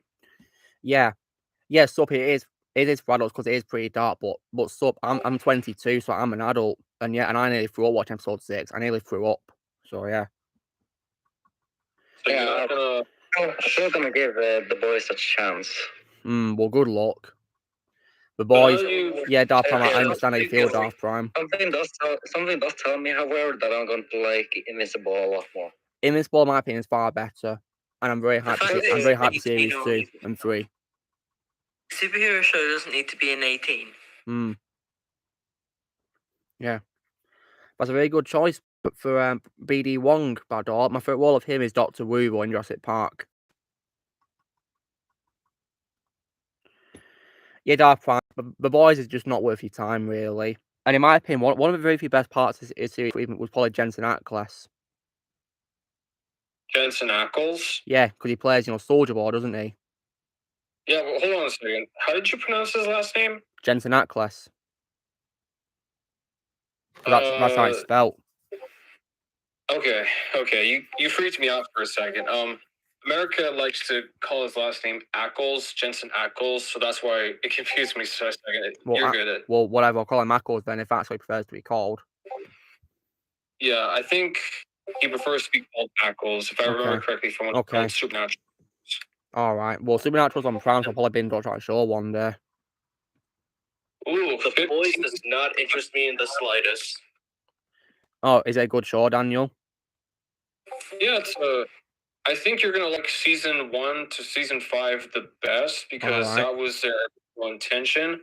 But then season 5 ended, it gained so much popularity that they expanded it for 10 years, and they ended like season 15, if I'm not mistaken. So my recommendation to you is, if you want to watch Supernatural eventually, watch the first 5 seasons and see if you like it. All right, Okay. yeah, I will do. Yeah, I mean, and plus, guys, seeing Jensen in action as Soldier Boy in The Boys makes me really wanting to play Red Hood in live action.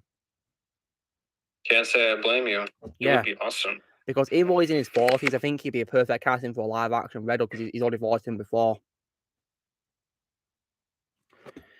And plus, when it comes to, so I am also aware that there is some Walking Dead actors in that show as well, like Jeffrey Dean Morgan, for example. Yeah, I believe he plays their father. Yeah, John. Before he got John, yeah. Mm-hmm. And yeah. So next time Jay comes on my stream, guys, I'll let him know that, you know, I stopped watching My Boys because episode 6 being absolutely vulgar and disgusting. I wonder if Jay, same thing. I mean, I don't think Jay even wants to watch season 3, and I can't say I blame him if he doesn't want to watch it because it's not worth his time, in my opinion. All right, you should ask him next time. Yeah, and also, guys, one thing, there was also like a mention of something else which I thought was very out of place in a superhero show, guys, because in this show, guys, they mention cancel culture of all things. Why? I don't know. Like, I was thinking, what the? Why would you mention that in a superhero show? That's not even needed at all. I honestly really hate cancel culture. Yeah, I can't stand it myself, so I was very angry when it mentioned it in The Boys on a news report. You know how many people try getting a lot of YouTubers canceled? Along with celebrities too? Well, thankfully, loads of celebrities do hate it. I mean, I know Ron Atkinson hates it, Ron Atkinson. I know for me, my favorite comedian, Gabriel Iglesias, hates it. Your favorite comedian, Ozzy? Yeah, I went to his concert earlier this year, and I thought it was really funny. I loved it. Yeah, who's your favorite comedian again? Gabriel Iglesias, Mr. Fluffy. Gabriel Iglesias, okay. That's actually my parents' favorite comedian of all time, so I'm glad we're on the same page, Ozzy. That's cool. Yeah, thank God my brother introduced me to him. Weakest villain in Gotham? I don't really know, to be honest, really. Here, I'll be right back. I would like to show you guys these two Funko Pops that my parents got that are both Aussie, that are both fluffy, so I'll be right back. All right, nice one. I was like, wait, what? They made a Funko Pop out of me? I'd buy a Funko Pop of you, Ozzy. I'd buy it. Yeah, me too. Okay, so this is a Funko Pop of Fluffy right here in his normal attire. And because he came to California one time, they dressed him in a Dodger outfit. So this is Fluffy in a Dodger outfit. So these are both of my parents' Fluffy Funkos. Nice. Nice one. If I'm correct, I'm pretty sure you can make your own Funko Pop somewhere. That's cool, Josh. I'd love to make one of myself. Yeah. And Shadow. Yeah. Do you want a clue about why I thought episode 6 was disgusting? Okay, now Shadow, have you seen Uncut Gems? Yeah, I saw it. Okay, right. Do you remember what Adam Sandler said when he looked at that gem and he said, you know, holy effort, I'm gonna. So. Yeah, do you remember that? Well, the word he said he was going to do. Yeah. Well, one of the characters gets covered in it in episode 6. Oh God. Yeah. Oh God, I think I know what you're talking about. Yeah, and Ozzy, you can see why I nearly threw up. Oh, that's disgusting. Gwenpool Darth Prime. Oh God, I did not like her like One Plus 2. She annoyed me. Yeah, she was so goddamn annoying. Yeah, and here's what I don't get, guys. Right, you have Gwenpool in the game, so where the hell is Deadpool? Yeah. Oh, I hate. I honestly, it's not just Lego Marvel superheroes too, where I hate Gwenpool. It's just in general. I hate Gwenpool. And apparently she's not Gwen Stacy, guys. As you may probably guess, she's instead a literal person called Gwenpool. Gwenpool. That name sounds very familiar. It's the name of a person, yeah, who becomes Gwenpool, this character, really, yeah. So, I wasn't paying attention, but I guess you guys are not a fan of the person, the comic book character? Well, I found her annoying. I'm not. Well, I found Yeah, I found her annoying in the annoying. game, but Daniel, in a game called like One Superheroes 2. I found her annoying. Yeah, there's other Marvel characters I really don't like either. So since I don't know anything about this character, I can't give you my opinion on her. But All right. since I played Lego Marvel Superheroes 2, I also don't have a point of reference for that either. I mean, guys, it was so annoying when you unlocked a special mission and you'd always hear her voice saying, "Gwynplaine, Disson boy, are your boys here?" That sounds like That was very annoying. I hope it's not Tara Strong because someone told me that it It's wasn't not. Tara. It's not. The game involved non-union voice actors, Ozzy, and she's not one of them, thankfully. Thank God. But then again, I do have a worse role for Tara Strong anyways. What is it? Melody from The Little Mermaid 2. I absolutely hated that character. I've not seen that movie. It's one of the worst Disney direct-to-video sequels ever. Was it also unnecessary, Ozzy? Definitely unnecessary. Yeah, why is I it? had to watch that movie last week, but I avoided it because first off, it was my first time hearing about it, and secondly, I heard nothing but terrible things about it. So I'll take your word for it, Ozzy. Yeah, I absolutely hated it. And guys, why are they doing so many direct-to-video sequels to all these Renaissance Disney classics and whatever? But that was almost around 30 years ago. Like, why are they doing these sequels to all these classics?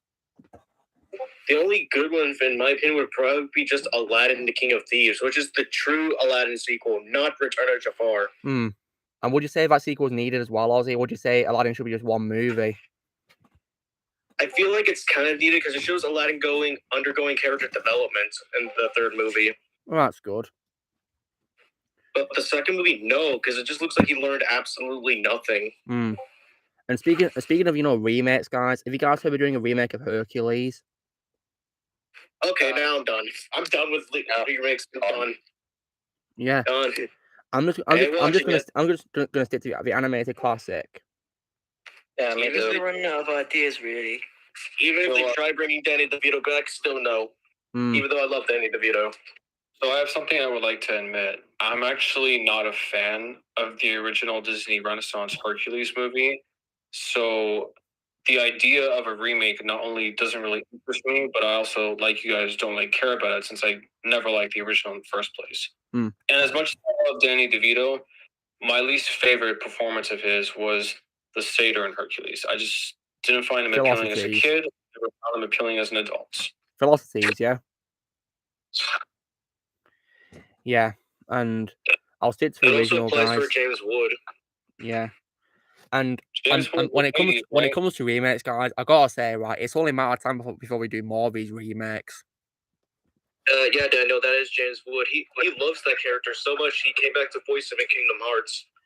And guys, I wouldn't be surprised if they do a live action remake of Pocahontas. I don't think they can, because I don't think they can get away with it nowadays. Well, if they do, I'll be very mad. And you better be rest assured that they're never going to do it, Luke. So just be rest assured about it. Yeah, I will be. If they do, I'll be very, very angry. I'll tell you this, guy. They can't really do it. There's only one remake. It's not even a Disney movie. If the studio actually greenlights this one movie and gets a remake, that I will actually be excited about. Do you guys want to hear it? What remake is it? So it's this old movie from the early 1980s. Yeah. Maybe this is a horror movie that I'm actually biased because sometimes horror remakes can be awesome. A movie by the name of An American Werewolf in London, where you have these two guys. They go over to England, and one of them dies, becomes a zombie. Another one becomes a werewolf. It's one of the very few movies that are out there that I think actually deserves a remake, because I think with a bigger budget and with better practical effects and a little bit more special effects, that could be a pretty kick-ass remake, in my opinion. We'll see anyway. We'll see. But like, I guess like a live-action remake, I do like. It is kind of a live-action remake of like an older Disney movie, but it's not by Disney. It's Peter Pan 2003. That's really good as well. I agree with that. I absolutely love that movie. And I of course also love Hooked by Spielberg. I gave 2003 2 Siskel thumbs up, especially for Jason Isaacs as Hook. Yeah, Hook is my second favorite role of Jason Isaac. And let me guess, Ozzy, is your favorite role of his Lucius Malfoy? Correct. Yeah. And Ozzy, when it comes to adaptation of Peter Pan, would you prefer this 2003 movie or Hook by Spielberg? Honestly, I kind of prefer the 2003 movie. Yeah. Because it's more accurate to the book, but Steven Spielberg's adaptation is my second favorite. Yeah. You know, to be honest, guys, I think aside from, you know, Indiana Jones and E.T. and Jaws and the Jurassic Park movies, you know, I could probably say all Spielberg movies, apart from those, are underrated ones. Another one I would say is Close Encounters of the Third Kind. I can't wait for you to watch it eventually. I have it on DVD. You have Close Encounters on DVD? Yeah. Nice. Yeah. I also saw another one of his from 2005 I've called Munich. Yeah, I think that's Eric Bana, the spy movie, if I'm not mistaken. Yeah, he was very good in that movie, Eric Bana. I like my favorite role of Eric Bana, actually. Isn't Close Encounters of the Third Kind an alien movie? Italian? Yep. Alien movie. Oh, yeah, it is. It's a sci-fi film, yeah. I'll probably watch it one day, and, you know, and I also as well rewatched War Horse on Prime, and, you know, when it first came out on TV, guys, I wasn't interested because I was young. I didn't have a clue about it, but I watched it on Prime and I actually really loved it. That's the Disney horse movie, right? Well, it's by Spielberg, yeah. War Horse, yeah. Well, yeah. I think both Disney and DreamWorks, because Touchstone Pictures was owned by Disney before they shut down. Yeah, I figured. I only saw that movie in the theater once when I was 9 years old. I can't tell you anything about it. Is it a good horse movie? Yeah, War Horse I think was really good, yeah, in my opinion. I mean, I can't speak for, you know, whether is it like a remake of something, is it? I don't think so. Oh, yeah, I thought it was a good movie, and one of the highlights, as expected, guys, was definitely John Williams' music. Yeah, I haven't seen that movie in years. Well, I need to rewatch it. I'll be honest, guys, and say that when I first saw it, I didn't know what John Williams did with music for it, but if I'd have known he did music, I would have watched it. Even as a kid? Yeah, because I loved John Williams when I was a kid, because of Star Wars and Indiana Jones. There was honestly a lot of scores I didn't know John Williams did, even though his name is literally in the opening logos. I just didn't remember. One I didn't know he did was Tintin. Yeah, I didn't know he did Tintin, and shockingly enough, believe it or not, when I first saw Home Alone, I didn't know that was his music. Wow. Yeah, I think Lego Ninjago movie is an underrated movie, yeah. Yeah, it is. You know, speaking of Lego Ninjago, I have something I've been meaning to tell you guys for the past 3 hours, but I never had the chance to. But now that we mentioned Ninjago, go ahead, tell us. My buddy Charlie did something that Blaze usually does to Luke, where Blaze usually sends Luke movies. Charlie sent me a digital file containing the first 6 seasons of Lego Ninjago. Oh, nice. This is gonna break your guys' hearts, but not only did I not finish it because I absolutely hated most of the episodes, but my least favorite character was Cole, played by Kirby. Well, that's fine. That's your opinion. It's your opinion. Not bothered. I respect it. Just wanted to the way I did not find it. Well, I'm not bothered, Daniel. I mean, because there's some things which aren't for everybody, and that's totally fine by me. If you don't like it, that's totally fine by me. I'm not bothered. And we all respect opinions here. Of course we do, yeah. Yeah, pretty much. If anyone doesn't respect me, we're going to be leaving this server and my channel. Yeah, I showed a list of movies that I hated everybody else liked, and things I liked that everybody else hated. Yeah. I mean, I'm not bothered if your opinion's different to mine. Me too. Yeah. And so yeah, I think many Spielberg films are underrated, guys. I do also plan to watch his BFG adaptation as well. Probably the second best Roald Dahl adaptation. Oh wow, what is your favorite adaptation of Roald Dahl, Ozzy? Charlie and the Chocolate Factory, 2005. Nice. That's my favorite as well. I grew to liking that movie even more. Yeah, I love that movie. One of my favorite words of Tim Burton as a director. And when it comes to, you know, Spielberg as well, I'm also going to confirm that my favorite collaboration of all time, guys, is him and John Williams. Yeah, because I love. My favorite. Yeah, what's yours, Daniel? My favorite collaboration with Roland Emmerich is John Williams. Oh, nice. What did he do with music for Roland Emmerich? Mel Gibson's The Patriot from 2000. Oh, that's nice. Which is because John Williams is an Englishman, but in that movie is entirely American. I see. Oh, that's 3 hours. That's the end of the stream, yeah. That went fast, didn't it? Yeah, thank you, everybody. Yeah. Well, guys, that is the end of today's stream. It was really fun chatting to you all as always, and yeah, I will speak to you all next week as always. So yeah, and thanks for the special guest for coming on tonight to chat. It's been really fun. So guys, this is me doing Let's Chat Live episode 81. So drill, guys. Be sure to give this video a like. Also, join the comments what you guys thought of tonight's stream. And please go subscribe to the special guest. The links will be in the description below. So please go subscribe to the channel to give them support. And then we for tonight's stream of comments. Also, be sure to join Team Prime by pressing subscribe for more videos in the future. If you'd like to be a member, you can use your piece out like subscription, and we will see you all later. All right, see you guys. Take care. Bye. See ya. Bye.